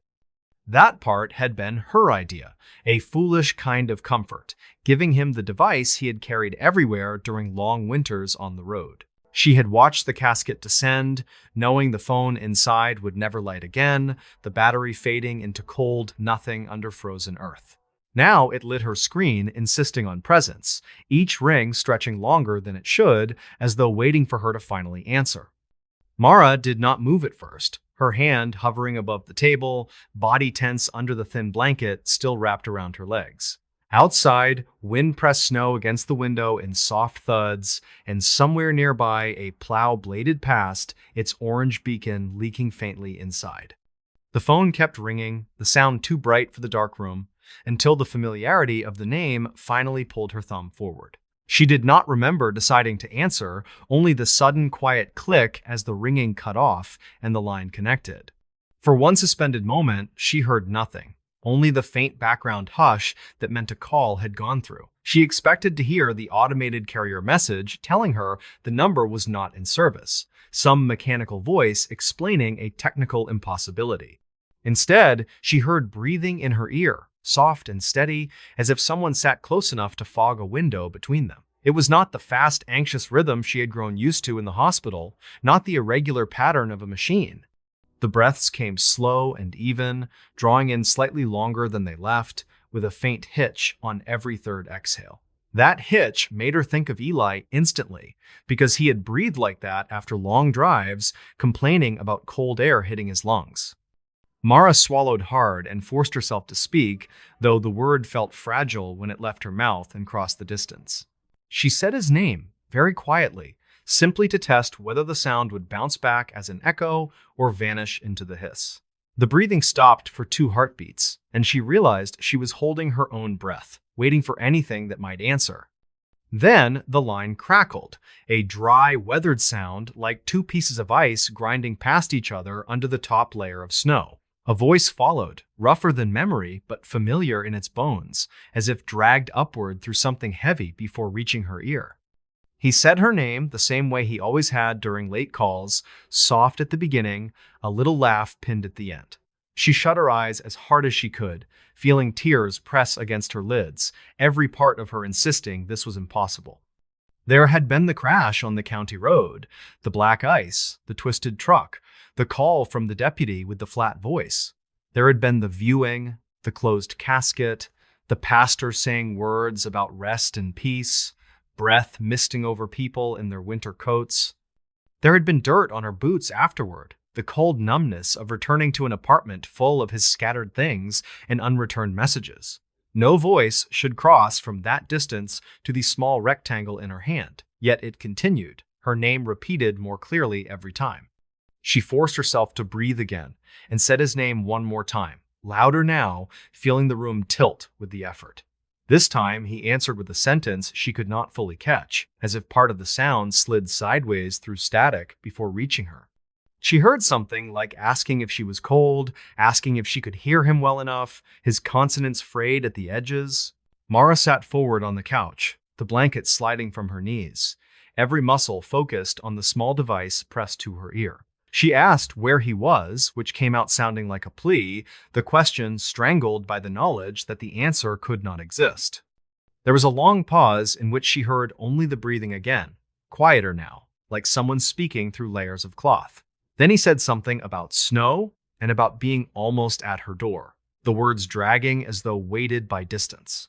Her head snapped toward the apartment door automatically, even though the deadbolt was turned and the hallway beyond should be empty. The peephole showed nothing but a dim smudge of yellow from the stairwell light, distorted by frost forming around the glass edge. She told herself he could not be outside, that this was some elaborate cruelty or a glitch twisting old voicemail into fresh sound. She lowered the phone from her ear long enough to check the call details, the screen still glowing with his name and number. The call timer ticked steadily, counting seconds of a conversation she would not be able to explain to anyone in that town. She lifted it back before the breathing could vanish, afraid that if she disconnected once, the number might never reach her again. Mara asked how he was calling, the question sounding childish even as it left her mouth, like something a child might ask a magician. Eli answered with a phrase she had heard once at a roadside diner when a storm trapped them inside and power flickered constantly. He said lines get buried and still carry signal, and that some wires never stop humming, even when people forget they exist. Then he said her address correctly, including the apartment number she had moved into months after the accident, a place he never visited. She felt her hand tighten around the phone until her knuckles ached because she had not shared that location with anyone from his past. She whispered that he could not know this address, not unless someone had told him, not unless he had stood under her window. For the first time, the breathing on the line changed, quickening slightly, as if the caller were walking through cold air while speaking. He said something about watching light in her window since the first snow, his voice catching on the word first, stretching it longer. Her gaze flicked toward the curtains, where the faint orange glow of the streetlight painted dull stripes across the fabric. Outside, snowflakes drifted lazily now, the earlier wind easing into a gentler fall that muted the city without fully silencing it. She pictured the small courtyard below, the alley beyond, the line of parking spots where her car sat half buried in white. She had looked down there earlier, around 10, when the forecast warned about heavier bands moving in, checking for any restless movement. The space had been empty then, tire tracks already softening at the edges, the world briefly harmless in its familiar shapes. Now, with the phone pressed to her ear, she could not bring herself to cross the room and peek through the curtain again. She asked a different question instead, asking why he was calling now. Why tonight, after nearly a full year of silence? His answer came slower this time. What she caught of it tangled between faint sounds that might have been wind across a microphone. He said the ground was not as quiet as people thought, that the cold made everything thinner, and that some signals rose easier. His choice of words made part of her think of radio towers and frozen soil, of how winter sometimes carried voices over impossible distances. Another part thought of the graveyard on the hill outside town, where plows left high ridges between rows and stones leaned against snow. She had gone there twice since the funeral, once with flowers, once with nothing, standing by the marker with numbers she wished were wrong. During both visits, she had left her phone in her pocket, resisting an urge she barely understood to call his buried device. Now it had called her instead, as though that impulse had reversed direction and reached upward through ice and packed earth. She realized her cheeks were wet only when a drop chilled along the edge of her jaw, cooling faster than it should in the room. Her throat tightened with questions, but the one that escaped first was whether he was in pain, which sounded strange as soon as she said it. There was a soft laugh through the line, flatter than she remembered, like it passed through too many filters before reaching her. He said that cold was a kind of numbness that wrapped everything, that pain was different where he was, thinner, easier to ignore. He started to say something else about darkness and pressure, but the words dissolved into static before she could assemble them. The signal crackled, breaking up into bursts that sounded almost like overlapping voices, others layered behind his in faint, disjointed echoes. For a second, Mara thought she heard another name under his, some distant syllables pulled from a different conversation built on the same line. The call steadied again, his voice returning as if he had been pushed sideways and then guided back to the proper path. He asked if she had kept the photo on her fridge, the one of them at the lake in early autumn before everything shifted. She turned her head slowly and saw it there, held up by a chipped magnet, edges curling from years of kitchen humidity and dust. She had never posted that picture online, had never sent it to anyone else, had taken it with an old camera they'd passed between them. The idea that he could see it from wherever he was made a new kind of fear settle cold between her ribs. She asked again where he was, telling him she needed a word, any word that fit into something the living could understand. He said the town name first, then paused, as though tasting the sound, remembering how it felt when spoken through warmer air. Then he said he was just outside the reception map, close enough to catch a stray bar when conditions lined up the right way. His phrasing made no sense for a place underground, yet it matched how he used to complain about cell coverage during his long drives. He told her the bars came stronger in winter, that buried metal held cold well, and that frozen ground transmitted everything differently. Mara pressed her hand flat against her own chest, feeling her heart hammer against the worn fabric of the sweatshirt she had slept in. The impulse rose again to check the window, to prove or disprove the idea that someone stood in the courtyard holding an old phone. She stood, finally, legs unsteady, keeping the device pressed to her ear as she crossed the carpet in slow, careful steps. With her free hand, she pinched the edge of the curtain and tugged it just enough to open a narrow slice toward the outside. The courtyard lay quiet beneath a thin new layer of snow, lamplight making every small drift glow pale against the darker concrete. Her car sat where she had left it, roof softened by white, windshield wipers frozen at slightly different angles like arrested gestures. No one stood near the building, no footprints crossed from the alley to her door, no shadow moved beyond the puddle of the streetlight. Still, the breathing in her ear continued, unhurried now, as if the caller had settled into a comfortable position somewhere not easily defined. She asked what he wanted from her, the question emerging as a whisper that barely pushed air across the microphone at her mouth. For the first time since the call began, the voice on the line answered quickly, without a pause or static between words. He said he wanted to hear her say goodnight the way she used to, and promised he would not keep her long. The request struck her harder than any talk of graveyards or cold, because it belonged to rituals they had once shared during winter trips. On nights when he stayed in small motels outside truck stops, he had called her from threadbare beds, asking for the last word before sleep. She had usually given it, sometimes grudgingly when anxious, sometimes laughing, always unaware of how finite those repetitions truly were. Now he wanted one more, borrowed from the life that had kept moving without him, layered over static and impossible distance. Part of her wanted to end the call, to sever whatever strange filament connected her warm living room to that unknown darkness. Another part believed him, believed that if she said the words, he might drift farther from her, perhaps toward rest that sounded peaceful.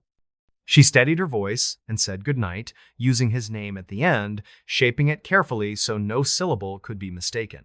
For a heartbeat, nothing answered. Then he repeated her words back softly, as if testing how they sounded on his side now.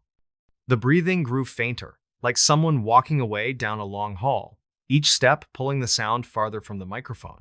He said thank you in a tone she could not quite recognize, neither fully his old warmth nor fully the flatness of the earlier laugh. Then the line clicked, not with the digital tone of a call dropped by software, but with a small mechanical finality she felt in her teeth. The screen returned to its neutral homepage, the call log marking the connection as just another entry with a simple duration count. Her thumb hovered over the number, instinct urging her to call back, despite everything concerning signals and distance and buried devices. She pressed it, unable not to, and raised the phone again while the digital tones pulsed into the sleeping network of the town. The call did not ring even once. Instead, the carrier message answered immediately, a bright, apologetic voice stating that the number was no longer in service. Mara tried again and heard the same message, the same polite finality, making her feel as though the network itself had closed a door. Later that week, shaken but needing solid ground, she drove to the small office of the carrier listed under the number in old paperwork. There, a clerk pulled up the account and confirmed that the line had been deactivated months earlier after the last unpaid bill expired. The record showed no active forwarding, no recent activity, nothing except a final disconnection note that matched the date she vaguely remembered.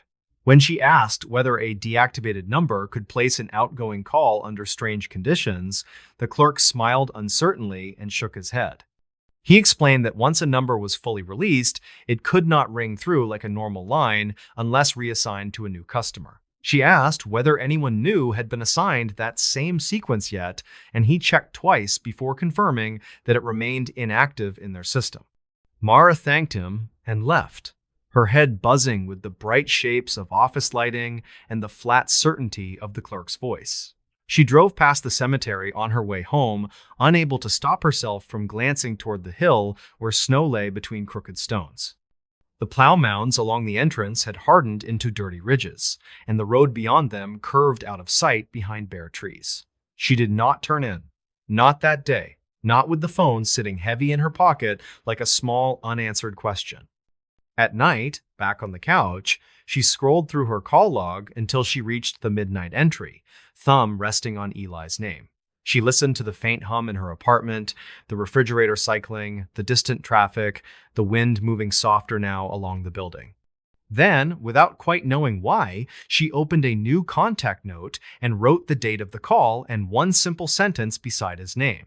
She wrote that some numbers stay buried, and some do not stay as quiet as people expect when the snow returns and midnight comes. In this news story, local safety records for winter recreation at Heron Lake mention only one serious incident during the year the ice changed. The report lists a structural failure near the center, an unexplained pressure ridge, and scattered damage to equipment. It does not mention what several witnesses claimed to see crawling out of the opening before the surface froze again. Heron Lake sat a few miles outside a small northern town, ringed by spruce trees and low, rocky hills. In summer, the shoreline filled with campers and anglers, their voices carrying over the water late into the evening. In winter, the lake belonged mostly to locals who trusted the ice more than visitors ever did. One of those locals was Merrick Halden, 37, who worked maintenance for the county utilities department. He checked shoreline gauges, inspected the old pump station, and occasionally helped clear the rough access road. On weekends, he ice fished with his older cousin Lisa, using a portable shelter and a small heater, spending hours in quiet conversation over drilled holes. The winter, everything happened, arrived colder than usual. Weeks passed without a proper thaw. The town measured record-low temperatures several nights in a row, while frost crept farther across windows than residents remembered. Heron Lake froze early, with a thick, clear sheet that developed layered snow on top as storms moved through. By mid-season, the ice measured well over the minimum safe thickness, according to Marek's drills and notes. He logged numbers in a small, waterproof notebook, careful with every reading. People joked that he trusted the ice more than anyone, yet his caution made him respected as well. When he said it was solid, anglers felt comfortable walking out with heavy gear. On the last weekend of January, Marek invited Lisa and two friends to join him for a late afternoon trip. They loaded their gear into his truck, drove across the plowed access road, and parked near the public launch. The sky sat heavy and gray, with low clouds that flattened the light in every direction. Air temperature hovered just below a painful level, and wind remained strangely still. They walked out along a path of old boot tracks and sled lines. The ice beneath the snow groaned occasionally, deep and distant, normal in such conditions. Marek paused every few yards to check for changes in tone. He heard nothing that worried him. Near the center of the lake, where the snow lay thinner, he chose a spot and marked it in his notebook. They drilled 3 holes, set lines, and opened the small shelter. The heater sputtered a few times before catching, spreading a modest circle of warmth. Lisa unwrapped sandwiches, while Marek logged the ice thickness, which read thicker than the previous week by several centimeters. Everything about the afternoon looked and sounded ordinary. Around dusk, a light snow began falling, small dry flakes that drifted more than dropped. The surface outside the shelter took on a slightly blurred appearance, as though viewed through frosted glass. Marek checked his watch and considered packing up early. The wind remained low, though a subtle pressure seemed to press down from the heavy sky. The first sound came from somewhere beneath the ice, a long, low crack that rolled under their feet like distant thunder. The shelter floor vibrated once, then stilled. Marek and Lisa exchanged a glance. They both knew that frozen lakes talked, shifting under temperature changes. They listened for follow-up pops. None came. A few minutes later, another sound arrived. This one felt sharper, closer, more localized. It was not the long, wandering crack of normal stress. It sounded like something deep below had pushed straight upward in a single, sudden movement. The ice under their boots jumped slightly. The heater rattled. One of the rods tipped. Marek moved outside the shelter for a better sense of direction. The falling snow muttered softly against his hood. He stood still and listened. For a moment, there was only muffled quiet. Then he felt a faint tremor under his soles, followed by a short series of clicks beneath the surface, as though something were flexing a trapped joint. Lisa stepped out beside him, her breath showing in quick bursts. Marek pointed toward a darker patch several yards away, where snow cover looked thinner and the underlying ice more visible. Even through the soft flakes, he could see faint lines radiating from that area, like tiny spokes developing around a center point. Another crack sounded, louder now, accompanied by a visible shiver in the ice. The spokes lengthened. Snow near the center slumped slightly as hidden fractures shifted. A thin white plume of frost rose from the surface, surprising Marek more than the sound. It looked exactly like cold breath exhaled through a narrow opening. He told everyone to reel in their lines and step back, keeping their voices calm but firm. Experienced anglers knew better than to stand near fresh cracks. They gathered their gear quickly, hearts beating faster, feet shuffling across the snow. Marek remained closest to the strange patch, his attention locked on the subtle movements. The plume repeated, a short rush upward. Then, without warning, the ice within the spoke circle dropped several inches, forming a rough bowl. Cracks widened with a sound like tearing cloth. Dark water surged up through the center, pushing broken shards aside. The liquid should have sloshed with messy chaos. Instead, it rose in a strange controlled dome. The water surface bulged upward, rounding inside the fracture ring. Slush froze instantly along the edges, growing fresh crystals that climbed while the middle remained fluid. The effect looked impossible given the temperature and the sudden exposure. Marek felt his throat tighten. Every instinct said to run for shore, yet something in the slow, unnatural motion held him frozen in place. Within that bulging dome, something moved. Not a fish, not debris. A darker shape pressed against the inside of the rising water, distorting its surface without breaking through. The shape drifted upward, pausing near the top, then slid sideways. Wherever it moved, frost formed in branching patterns along the dome, like veins tracing its path. Lisa grabbed Marek's arm and urged him backward. Her voice sounded thin and far away, almost swallowed by the air around them. Merrick allowed himself to step back, though his eyes never left the dome. The other two anglers had already retreated farther, boots crunching rapidly toward the safer path. The dome reached about knee height, wobbling while holding its form. Then, the top split in a clean line, not jagged like normal cracking ice. It opened like a seam, folding slightly outward. From within, something long and narrow pushed through, moving with slow, deliberate strength. It resembled an arm at first glance, yet the proportions were wrong. The emerging limb lacked clear joints, though it bent and flexed in sections. Its surface looked slick, darker than the surrounding water, with an odd sheen that did not match wet skin or scales. Frozen crystals formed along its length as it touched the air, clinging in patches that grew and then fell away. At the end, instead of a hand or fin, several tapered extensions spread outward, testing the cracked rim. As that first limb pulled itself higher, a second followed beside it, then a third overlapping slightly behind. Each moved in rhythm, not chaotic, not flailing. They pressed against the fractured surface, bracing as more of the hidden body rose through the opening.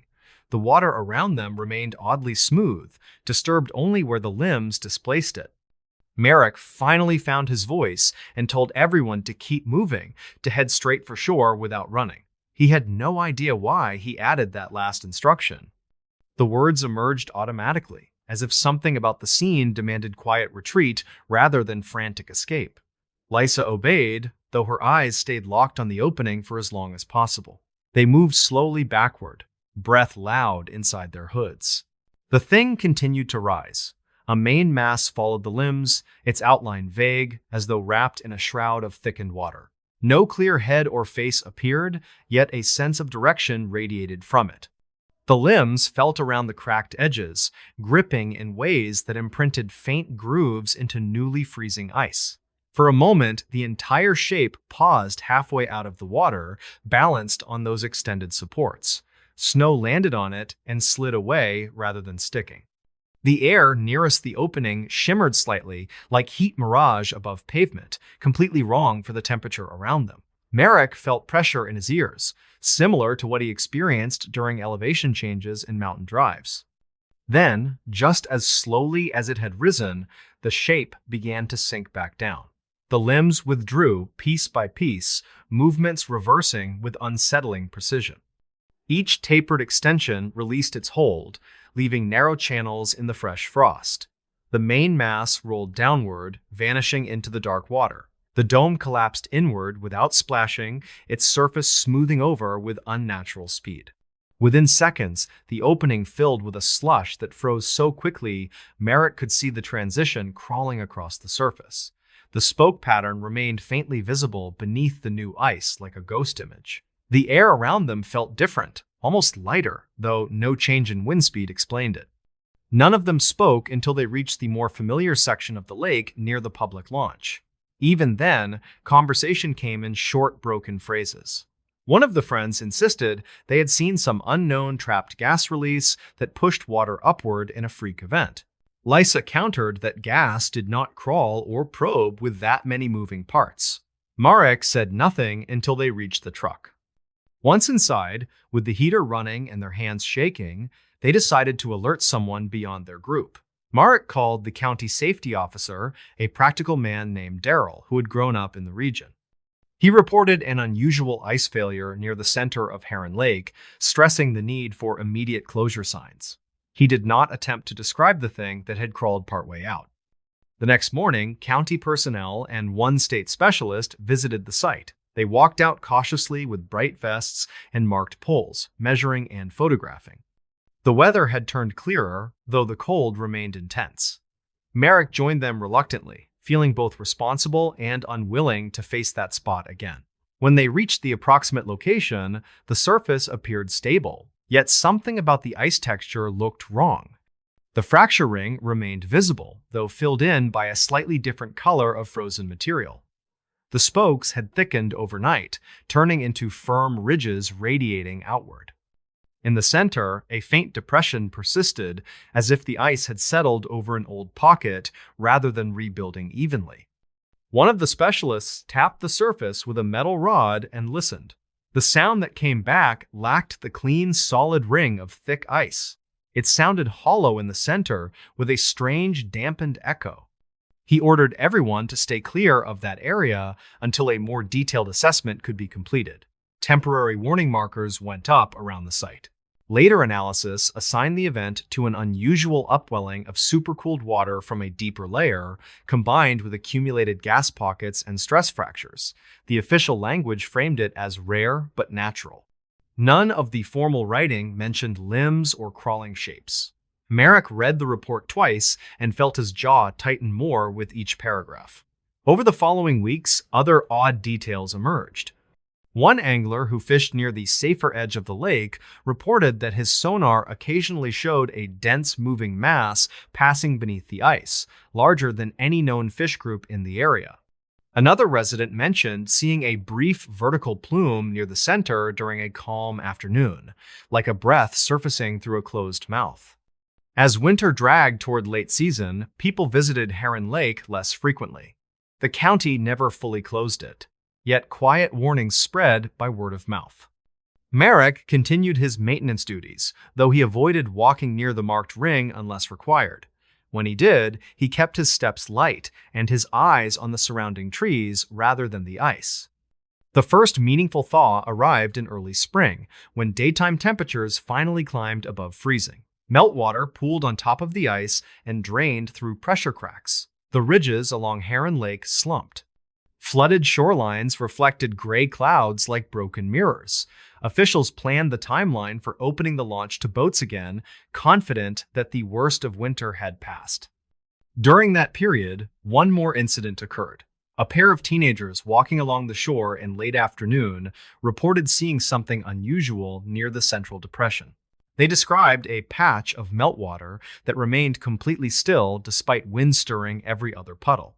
Within that still patch, ripples appeared from nowhere, radiating outward in perfect circles as though raindrops fell through an invisible ceiling.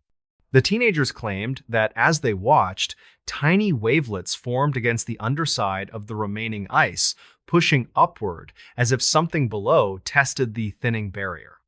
No obvious shape appeared, yet the motion looked coordinated rather than random. They left quickly and told a parent who mentioned it to Merrick during a hardware store visit. By summer, the lake lost its ice entirely. Boats crossed the same area without incident. Anglers cast lines where the fracture ring once sat. Sonar displays showed ordinary structures and familiar fish. Official attention moved on. The incident settled into local talk as one of those strange winter stories that older residents shared with new arrivals when snow returned. Merrick never fully accepted the official explanation. He kept his notebook with the original thickness readings and sketches of the dome and the limbs hidden in a drawer at home. In it, he wrote down every later observation he heard about the lake, whether sonar, oddities, or strange ripples during calm weather. The pages filled slowly, each entry adding weight to the memory of that afternoon. He still visits Heron Lake for maintenance checks. When he walks the shoreline in late autumn, he watches the first thin sheets of forming ice with different eyes than before. He knows that under certain conditions, pressure and water can behave in unusual ways. He also knows that on one brutally cold day, when the lake cracked open, something used that opening with a purpose that did not feel accidental.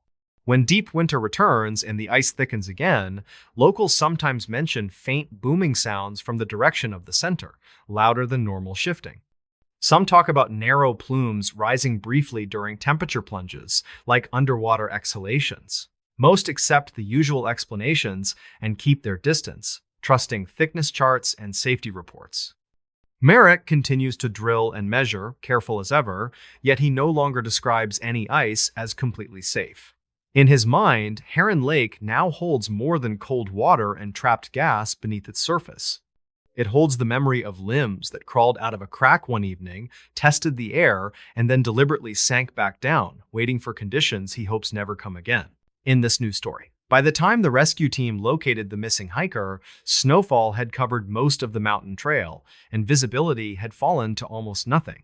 The radio update they sent back to base mentioned hypothermic exposure and disorientation, yet no one at the station understood the full meaning behind those calm words until the hiker was brought down to the clinic and someone noticed the odd absence around his feet.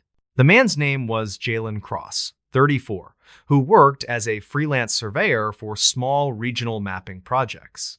He knew the mountain range reasonably well and had never described himself as inexperienced. On the morning he vanished, he set out to check old forestry markers along the ridge, planning to return before dusk. Instead, a sudden storm rolled across the peaks and temperatures dropped below safe limits. Jalen's family reported him missing when he failed to check in late that evening. Search teams were dispatched before midnight, though blinding snow forced them to turn back twice. At first light, they resumed, following faint boot impressions along the lower trail. The prints suggested he had continued upward even after snow began falling heavily. That decision confused rescuers who believed he should have turned back once visibility deteriorated. They found Jalen just after noon, wandering near a clearing below a steep outcrop. He appeared dazed, moving slowly through swirling flakes, his jacket coated in frost and his face pale with cold. When rescuers called out, he turned toward them with delayed reaction, as if unsure whether the voices were real. They bundled him in insulating blankets, checked his vitals, and guided him down the slope. While descending the trail, one rescuer named Lyle noticed something strange about Jalen's footsteps. Whenever Jalen paused or leaned against a snow-covered boulder, the rescuers cast faint shadows in the dim light filtering through clouds. Jalen, however, left no separate outline, even when positioned between the rescuers and the sun. The light simply passed around him without forming a distinct shape. Lyle mentioned the observation quietly to their lead, who dismissed it as weak sunlight and blowing snow confusing perception. Conditions were harsh, and frost clung to every surface, including goggles. They focused on moving Jalen quickly to lower elevation where wind had less force. Still, the image bothered Lyle enough that he kept glancing at Jalen's feet during the rest of the descent. At the clinic, medical staff removed Jalen's outer layers and began warming procedures. He responded sluggishly to questions, speaking in short phrases that lacked clear context. When asked where he spent the night, he said something about hearing distant wind that carried changing tones. He avoided eye contact, preferring to stare at the floor or the wall behind the staff. One nurse, while adjusting an overhead lamp, noticed again that Jalen's body did not cast a sharp outline on the tiled floor. The light above should have produced a clear shadow beneath his chair. Instead, a faint blur appeared, almost like darker air rather than a proper shape. The nurse blinked and attributed the effect to glare, though she told another staff member quietly. Word of the unusual observation spread among the clinic team. Several workers discreetly paused near the room to check with their own eyes. A doctor, trying to remain grounded, tested different angles using pen lights and curtain adjustments. Each time, Jalen's outline blurred rather than sharpened, no matter how bright or direct the lighting. The doctor recorded the effect in clinical notes under visual anomaly. Jalen's temperature gradually returned to safer levels, but his mental state improved only slightly. He answered questions with hesitation, sometimes repeating short fragments of his responses. When asked how far he climbed after the storm began, he insisted that he did not remember making that choice. When asked whether he saw anyone else on the mountain, he shook his head slowly. Eventually, authorities interviewed Jalen about the missing hours. He claimed that after losing the trail, he tried to follow what he believed were voices carried by the wind. He described them as subtle, almost like distant conversations just beyond hearing. He followed them upward rather than downward, believing the voices might lead him back to the main ridge trail. The officers conducting the interview exchanged uneasy glances. They asked whether he thought the voices belonged to other hikers. Jalen responded that he could not determine the direction. He said the tones shifted in ways that made sense only in the moment, but not afterward. He also mentioned that whenever he stopped moving, the wind seemed to press against him from all sides, like invisible currents. That night, after Jalen was admitted for observation, Lyle visited the clinic, hoping to check Jalen's condition. As he reached the hallway near Jalen's room, he noticed overhead lights flickering slightly. Inside the room, the curtains had been closed to keep warmth in. Even with dim lighting, Lyle could tell that the floor near Jalen's bed looked flatly illuminated without the usual shape beneath it. He left without saying anything. The following morning, a senior physician reviewed the case and held a brief meeting with clinic staff. They agreed to document the absence of clear shadow as a temporary visual phenomenon possibly related to lighting, medication, or extreme fatigue. The physician avoided speculative language, emphasizing that the priority was ensuring Jalen's recovery. Privately, though, several staff felt unsettled. When Jalen was stable enough to go home, his family visited to bring him warmer clothes and collect discharge instructions. His sister, who had known him all her life, noticed immediately that sunlight from the clinic window did not cast a proper outline on the floor where he stood. She asked Jalen about it quietly. He looked down, then away, and said he had noticed strange reflections since returning from the mountain. Back at home, the situation became harder to ignore. Lamps in Jalen's living room illuminated surrounding furniture normally, but the area beneath his feet remained vaguely lit, lacking the darker impression his family expected. Outside in daylight, the effect appeared more dramatic. While his sister cast a clear figure on the snow-covered ground, Jalen's outline faded quickly into indistinct blur. Neighbors commented, some out of genuine concern, others with discomfort.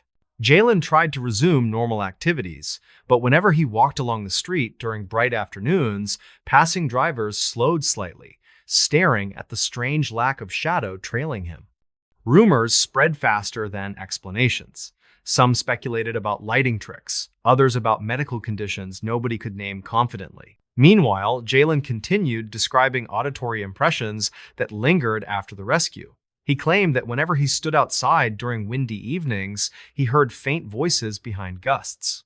Not clear words, but shifting tones similar to what he heard on the mountain. He insisted that the voices seemed to recede whenever he stepped indoors.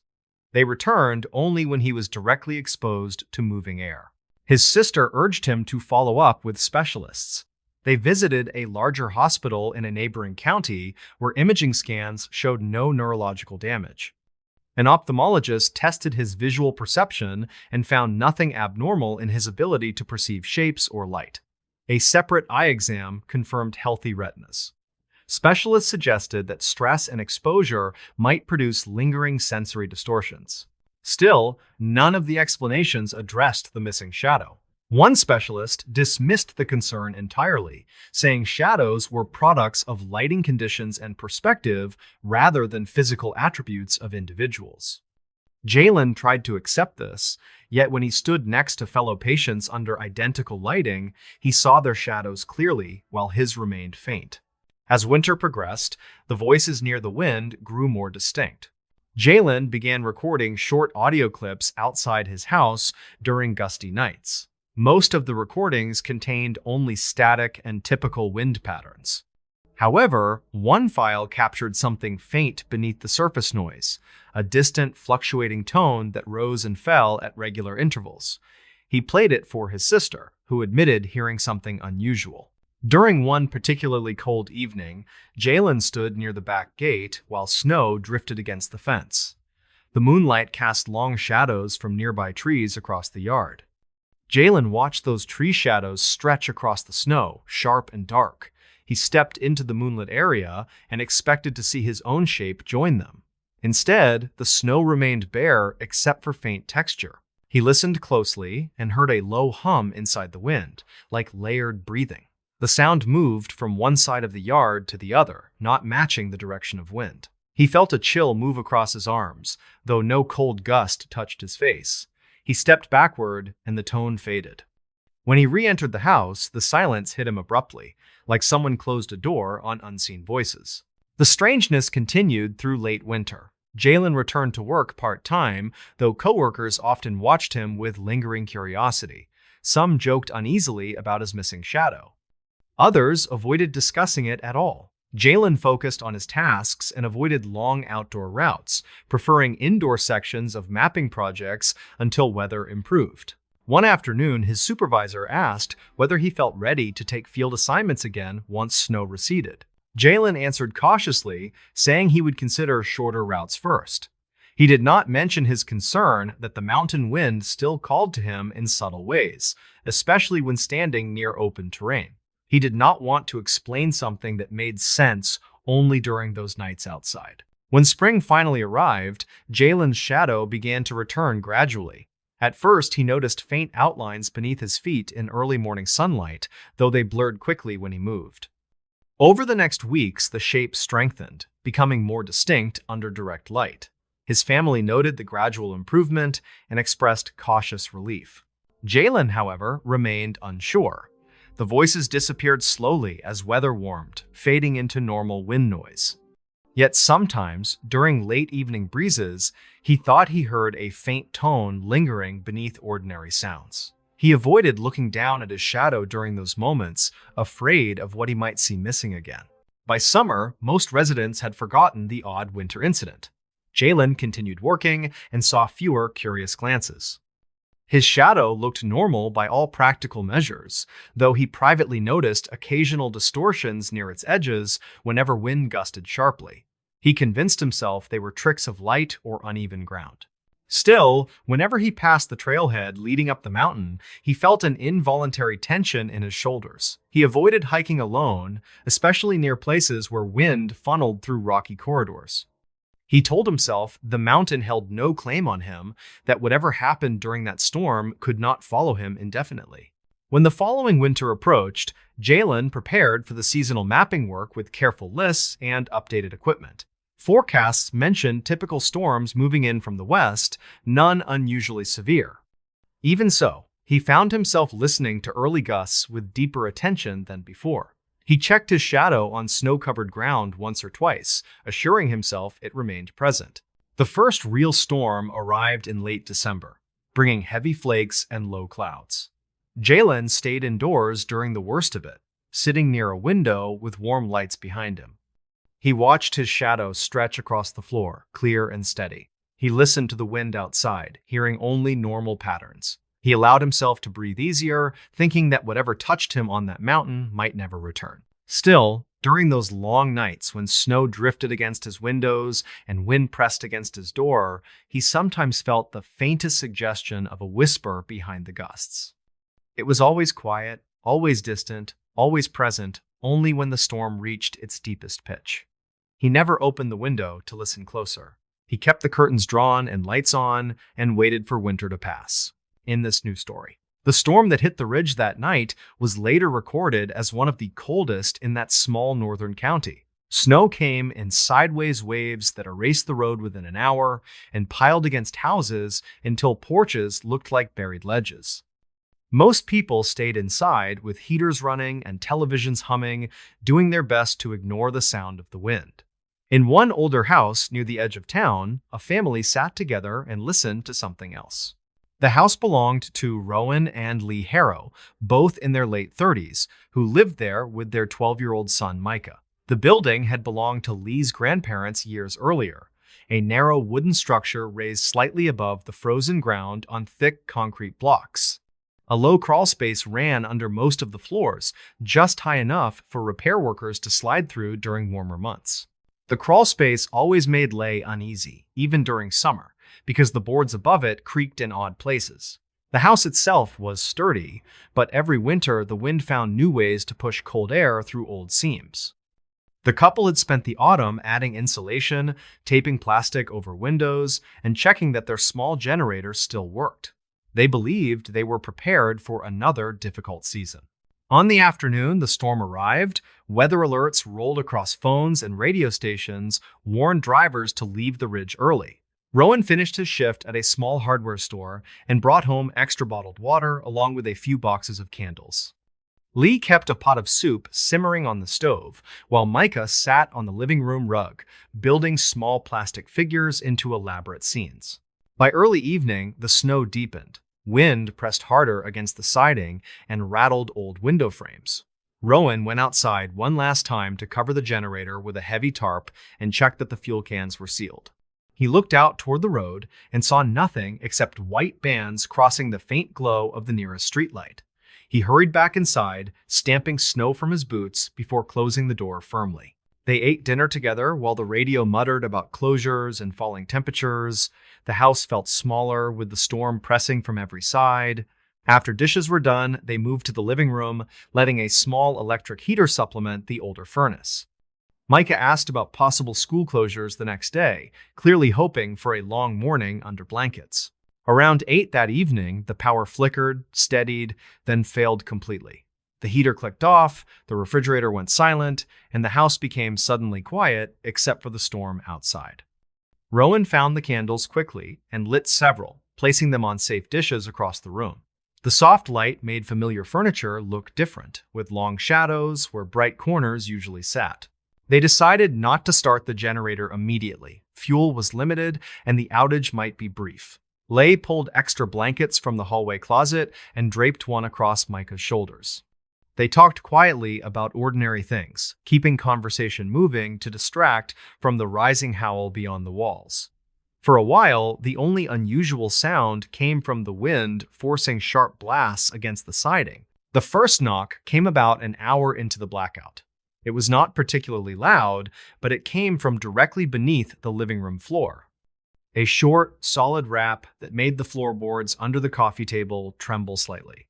All three of them heard it. They stopped talking at once and stared at each other in the candlelight. The wind outside roared on. Yet the knock belonged somewhere inside the structure. Rowan frowned and shifted his feet, testing the boards. He told himself it might be expansion from the sudden temperature change wood adjusting under stress.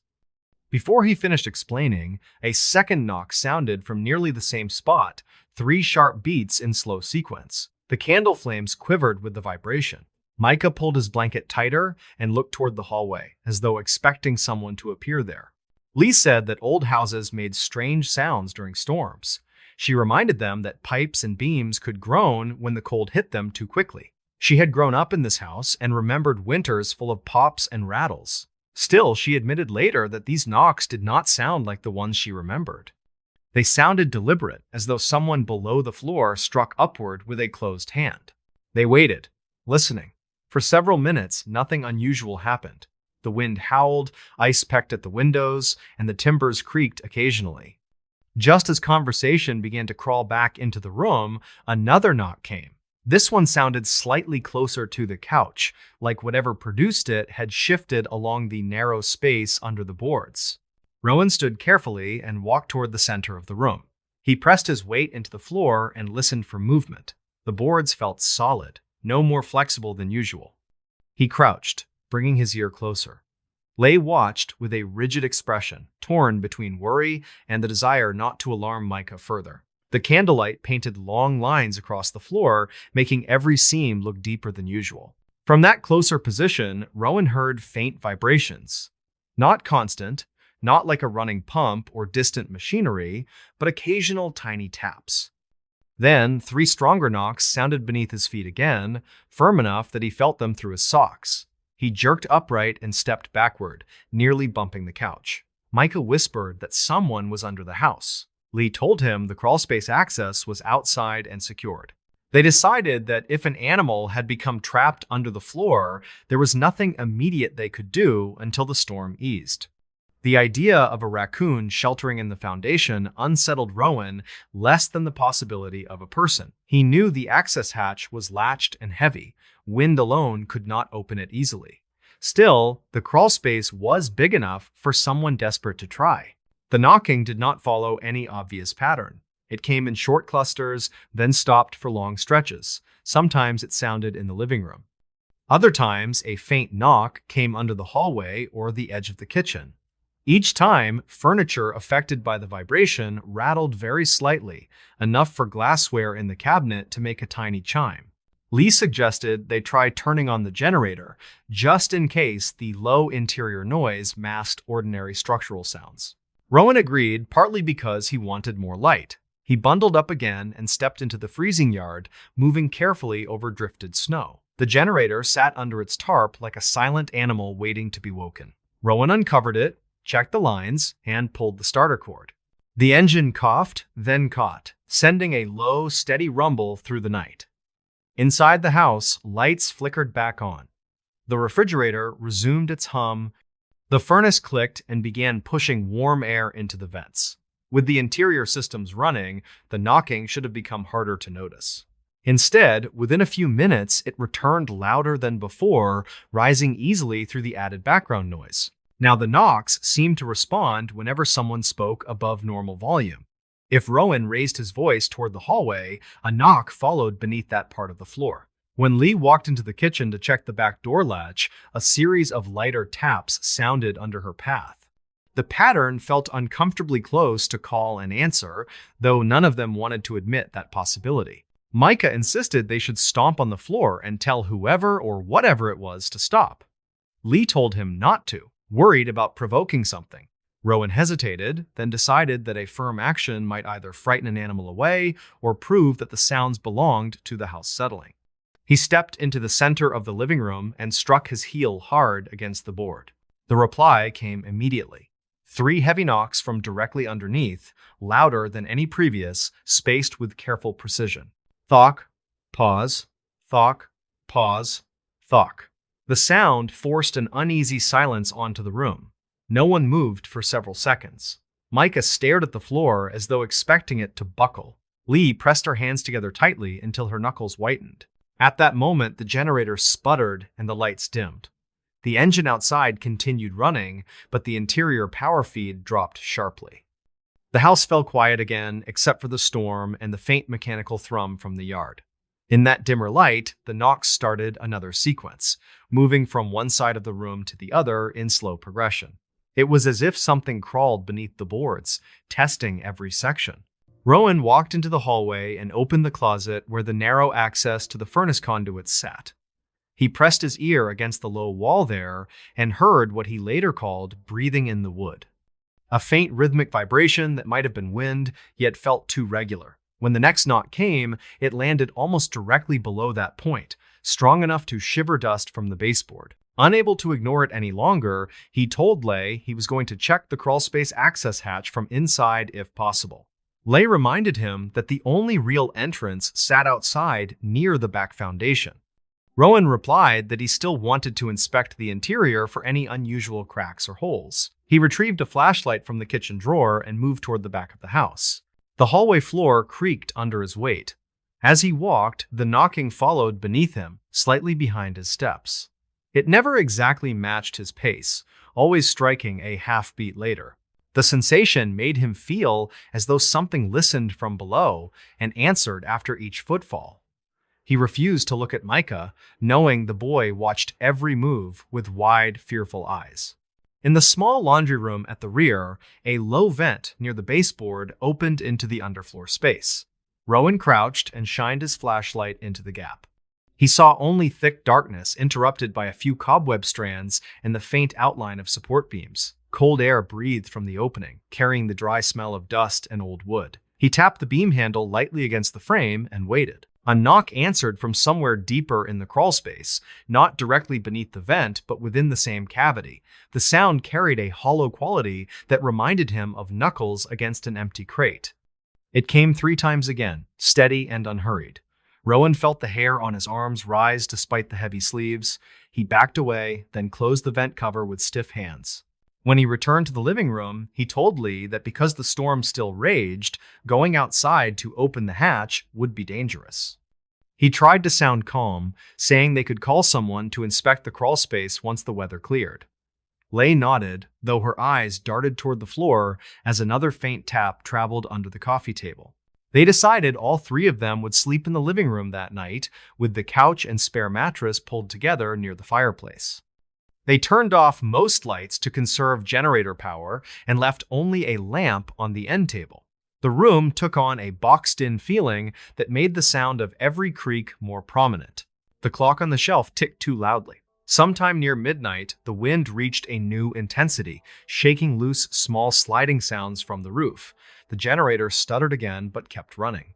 The knocks under the floor fell quiet for a while, long enough that Rowan began to hope the issue had resolved itself. Just as his eyes closed, a new series of sounds rose from directly beneath the mattress where Micah lay. These knocks were softer but closer together, almost like someone tapping lightly on the underside of a table. Micah jolted awake, staring at the floor between their bedding. He whispered that something was right under him. Lee shifted quickly, pulling him closer. Rowan sat up and watched the pattern repeat. The taps traveled slowly away from the mattress toward the far wall, then stopped. They heard nothing for several minutes. Then a separate set of knocks began under the opposite side of the room, heavier and spaced farther apart. It sounded as if more than one source now moved beneath the house, one light and quick, one heavy and measured. The idea of multiple things in the narrow crawl space made Leigh feel suddenly claustrophobic inside her own living room. Rowan considered shutting the generator off entirely in case the vibration attracted animals. Yet each time the engine outside dipped in tone, another knock answered under the floor, as though connected. He realized that turning it off might plunge them into full silence, with only that unexplained sound remaining. The thought unsettled him more than the humming background noise. The knocking continued in irregular bursts until sometime after 2 in the morning. At one point, during a lull in the storm, they heard a cluster of 3 loud blows directly under the front door threshold, strong enough to rattle the frame. The house felt suddenly fragile, its old boards too thin, the gap between them and the frozen ground too small. Micah pressed his hands over his ears. Toward dawn, the wind weakened. The generator sound steadied, and the furnace worked more effectively. Gradually, the knocking faded. The last sound came as a single dull thump under the kitchen, barely strong enough to rattle the plates. After that, only ordinary creaks and distant plow engines reached them. When the sky finally brightened, Rowan bundled up and stepped into the yard. Snow lay in high, uneven drifts, shaped into waves against the house. He walked carefully around to the back where the crawlspace access hatch sat near the foundation. The hatch lid was still latched, undisturbed under a crust of ice. No footprints marred the snow near it, human or animal. He cleared the ice, opened the latch, and lifted the hatch. Dark, cold air rose from the narrow gap. With the flashlight in hand, he crouched and shined the beam along the compacted earth beneath the house. The space looked as he remembered. Low beams overhead, patches of old insulation, and a scattering of debris from years of minor work. No animal bodies lay there, no burrow openings, nothing unusual. As he swept the light across the ground, he noticed one detail that had not been there during the last inspection in summer. In the compacted dirt directly beneath the living room, shallow impressions marked the surface. They were not shaped like paw prints or boot treads. They looked more like small circles arranged in pairs, as if something with rounded ends had pressed upward repeatedly from below. The impressions formed staggered lines in several directions, concentrated near where the couch sat. Rowan touched one with the tip of his glove. The soil there felt slightly looser than surrounding packed areas, as though recently disturbed despite the cold. He followed the line toward the kitchen area and saw more shallow marks, always in pairs, always aligned with the board pattern above. He backed out of the crawl space and closed the hatch firmly. When he told Leigh what he had seen, he described the impressions as possible signs of freezing water movement or shifting soil. He did not mention that the spacing between pairs roughly matched the distance between a person's hands. He wrote that detail in a small notebook later when Micah was at school. The utility company later confirmed that the outage had been caused by line damage farther down the ridge rather than anything near their property. No workers had been under the house during the storm. A pest control specialist came out the following week and inspected the crawl space with professional equipment. He found no signs of nesting animals, no droppings, no tunnels, nothing explaining repeated knocks. Over time, the storm became one more story people in town used when discussing harsh winters. The Harrow family told only the safe parts to neighbors, mentioning strange noises, but not the pattern or the lack of footprints. They continued to live in the house, patching drafts and insulating the crawl space better. Still, every time a new winter storm bent the trees and darkened the road, they gathered again in the living room and listened. Since that night, whenever heavy snow piles around the foundation and the wind presses hard against the boards, any unexpected sound from below sends a different kind of chill through them. They tell themselves it is just settling wood and shifting soil, yet when a knock travels under the floor in 3 careful beats, each of them goes quiet and counts the space between. In this news story, by the time the cold front settled over the valley, the weather app had stopped updating and the street looked completely deserted. Wind pressed steady rows of snow against every fence and porch, smoothing familiar shapes into strange white mounds. In that quiet, just after dawn, Kiera Lomax stepped outside and saw her own name carved into the ice on her front steps.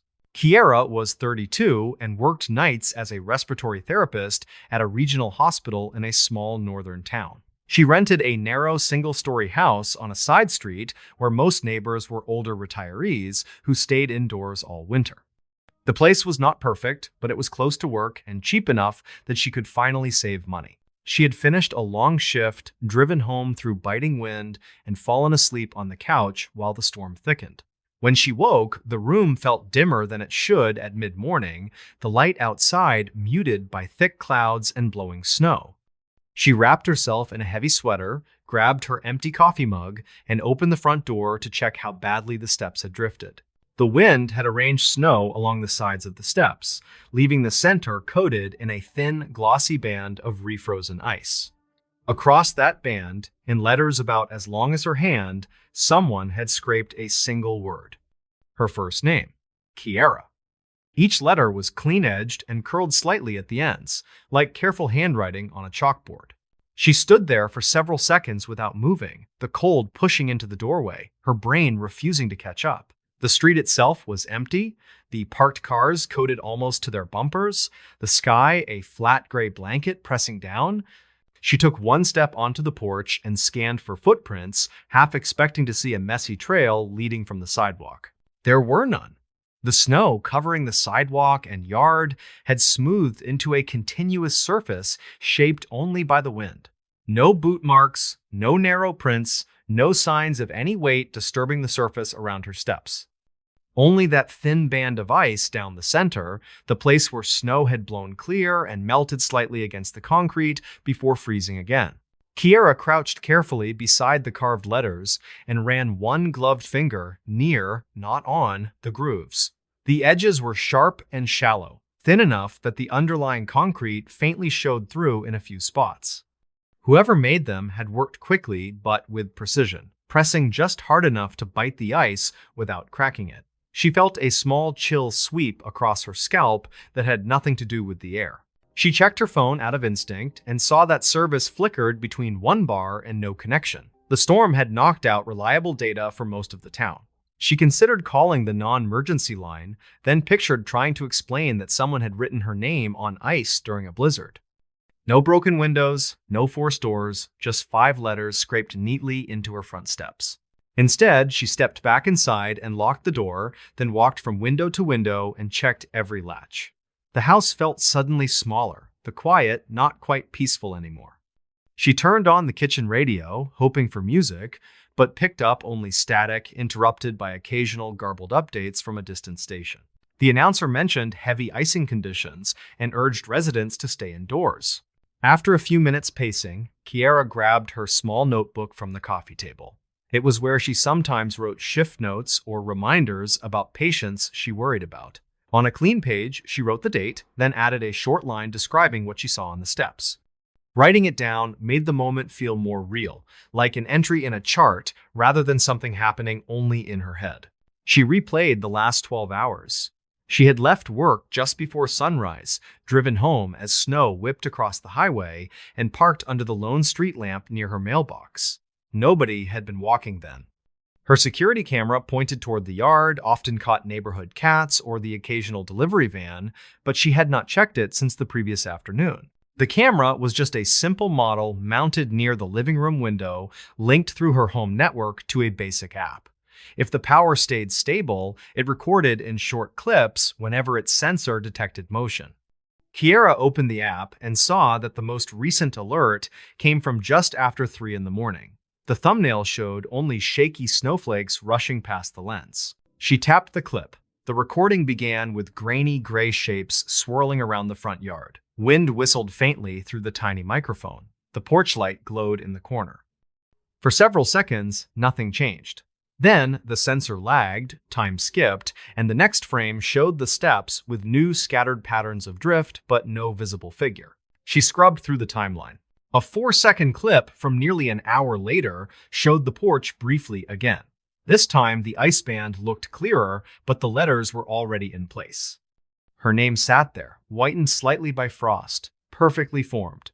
No person appeared, no shadow, no movement, except wind flinging loose powder from the edges of the steps. Kiera paused the video and zoomed in until the pixels blurred. The letters matched what she had just seen outside. It meant the carving happened sometime between those two clips. The camera either missed the motion because of storm interference or because whoever made the letters did it faster than the sensor threshold could register. Neither option felt comforting. She tried to tell herself that a neighbor might have done it as an odd joke, though the tone did not fit anyone she knew. Most of her neighbors were older, their humor leaning toward talk about weather and taxes rather than writing names in ice. She thought about the teenage son of the couple across the street, but he had left for university months earlier and rarely visited in winter. Her shift schedule was pinned to the refrigerator with a small magnet. She glanced at it while making coffee. The hospital often posted staff rosters publicly in the break room. The idea that someone there could look up her last name, then track down her address through casual conversation, entered her mind uninvited. It seemed unnecessary and creeping, yet not impossible. After coffee, the rational part of her job-oriented brain pushed forward. Document, then investigate, then decide. She put on a thicker coat, added a hat and scarf, and stepped outside again. The letters on the ice looked somehow sharper in the weaker daylight.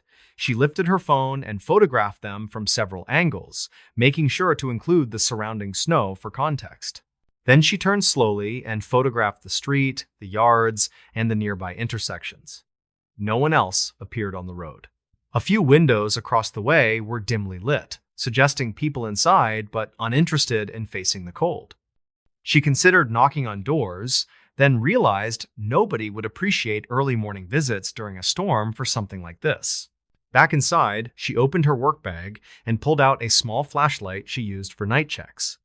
She replayed the camera footage again, this time watching the few seconds leading into the clip where the letters first appeared. A faint distortion flickered at the bottom edge of the frame just before the image shifted. It looked like a darker band moving quickly across the lens, though it could have been blown debris. That detail bothered her enough that she noted it beneath her earlier entry in the notebook. Distortion on camera before letters appear. No visible figure. No tracks in snow. She added a small underline, then closed the cover and set it aside. For the rest of the afternoon, she tried to focus on normal tasks like laundry and meal prep, but her attention kept drifting back to the front steps. By late day, the storm finally eased. Plows started clearing the main roads, their distant scraping voices echoing faintly through the side streets. Kiera watched from the window as the first neighbor ventured out to shovel his driveway. Finally, she grabbed her coat and stepped outside with a shovel of her own, pretending that snow removal was the only reason. While she shoveled the path, she tried not to scrape the letters. The ice layer under the powder was slick and stubborn. After clearing a narrow lane, she paused and studied her name again. Part of her wanted to chip it away immediately. Another part insisted on leaving it for later documentation. She chose a middle path, shoveling around the edges while leaving the letters intact. The neighbor from 2 houses down, an older man named Nolan, who often commented on the weather, raised a hand in greeting. She decided to ask casually whether he had seen anybody near her steps earlier. He shook his head and said the only people he saw overnight were plow drivers and one early dog walker before conditions worsened. When she mentioned the carving, his expression changed. Nolan walked closer, careful on the icy pavement, and studied the letters with narrowed eyes. He said he had not done it and doubted anyone on the street would in that weather. Then he added that the last time he remembered kids doing anything with ice like that was many years ago at the far end of town. There, people used to carve shapes into frozen puddles for fun, not names of specific neighbors. The next day, Kiera printed a few of the photos and placed them in a small folder with her notes. She took the folder to the hospital and mentioned the situation quietly to a colleague who used to work in security. He listened with a measured expression, then asked whether she had noticed anybody paying unusual attention to her schedule. She could not think of anyone immediately. Her colleague suggested filing a basic report with local police anyway, just to have something on record. He said sometimes seemingly small patterns mattered if anything else happened later. That idea unsettled her more than he intended, but it aligned with the way she documented patient changes before they turned serious. She decided to follow his advice that same afternoon. At the station, the desk officer glanced through the photos and notes. He agreed that the lack of footprints in the fresh snow made the carving strange. He asked whether she had enemies or ongoing disputes, which she quickly denied. They filed the report as suspicious circumstances, attached the images, and told her to call immediately if anything else unusual happened. He spoke kindly, but clearly did not expect a follow-up. For several days, nothing odd appeared. The temperature rose slightly, and the letters on her steps softened, edges blurring as the ice began to melt. Eventually, a warmer afternoon softened the surface enough that they disappeared completely. She thought about taking more photos, but decided the earlier ones were enough. Life resumed its normal rhythm, and she started to file the incident away as a strange but isolated event. A week later, another cold snap dropped across the town. This one did not come with heavy snow, only a sharp fall in temperature and a dry, cutting wind. Kiera parked near her front door after a late shift and walked in quickly, eager to escape the air. She slept through most of the afternoon and woke at dusk feeling reasonably rested. When she checked her phone, there were no alerts from the camera. Habit still pulled her to the front window before she turned on lights. She parted the curtain just enough to peer out. The steps looked dry, a thin sheet of new ice beginning to form along the edges. Her name was not there. She let out a breath she had not realized she held. Then she glanced toward the small side path that ran along the house toward the back gate. A narrow trough of hardened snow rested there, left over from previous drifts. Across the top layer, illuminated faintly by the dying daylight, she saw letters again, not as large as before, but clear. This time they spelled her full name, first and last, carved into the crusted snow at an awkward angle. The strokes dug deep enough that the underlying darker layer showed through. The side path was even more sheltered than the front steps, with a higher fence on one side and the house on the other. She had not mentioned that part of her yard to anyone. The snow there was older, more compact, yet nobody should have reason to walk that way around her house. Once again, she saw no footprints leading up to the carving. The surface on either side remained undisturbed. Her heartbeat sped up. She grabbed her phone, snapped several photographs, then backed away from the window. This time, she skipped the notebook and called the station directly. The same desk officer answered and recognized her name. His tone shifted slightly when she explained that the carving had reappeared in a different spot and now included her last name. 2 officers came by within 20 minutes, both bundled against the cold. They examined the side path, took their own photographs, and tested the snow with gloved hands. One officer commented that the strokes looked fresh, not softened by any thaw. He walked the entire perimeter of the property and found no clear entry points through the fence sides except the front gate, which showed only her own narrow boot marks. They asked again whether anyone knew where she lived. She mentioned a few coworkers who had given her rides in the past, including one newer hire who occasionally lingered near her station. The officers noted the names but did not respond with any clear judgment. They said they would add this incident to the earlier report and suggested she consider adjusting her camera coverage. That night, Kiera repositioned the camera so it captured more of the yard, including part of the side path. She wished for another unit facing the back gate, but had not budgeted for it. She set motion alerts to a more sensitive threshold, even if that meant sorting through more false alarms. Then she sat on the couch, wrapped in a blanket, and listened to the heater cycle while snow pellets tapped softly against the windows. Around 2 a.m, a soft chime from her phone indicated a motion clip. Her chest tightened as she opened the app. The thumbnail showed the side of the house in grainy monochrome with a faint shape along the path. She tapped the clip and watched. At first, the frame held only static specks moving with the wind. Then, for just a second, the pixels near the carved name seemed to ripple inward. It was as if the surface of the snow briefly folded toward itself, darkening in the center of each letter. No human figure entered the frame, no armor tools scraped across the path. The camera did not show the carving being made, only subtly altered, as though unseen pressure moved along the grooves. A faint sound accompanied the clip. Not quite wind, not quite mechanical, a low, breathy tone. She saved the video and replayed it several times, then forwarded it to the officers using the address they had given. She knew the clip would not convince anyone who did not already feel the unease she felt, yet she also knew her notes alone could not capture the way the snow seemed to move. After sending it, she placed the phone face down and sat in the dim light of the living room until her nerves settled enough for sleep. Weeks later, when temperatures finally rose and the last traces of harder ice retreated into gutters and drains, the carvings became only photographs in a folder and a few lines in an official report. The officers never found evidence linking any neighbor or coworker to her house during those nights. The newer hire moved to a different shift and kept his distance without explanation. Nothing overtly threatening happened again. Still, each winter afterward, when the first real freeze arrived and the sidewalk turned slick in the early hours, Kiera found herself hesitating before stepping outside.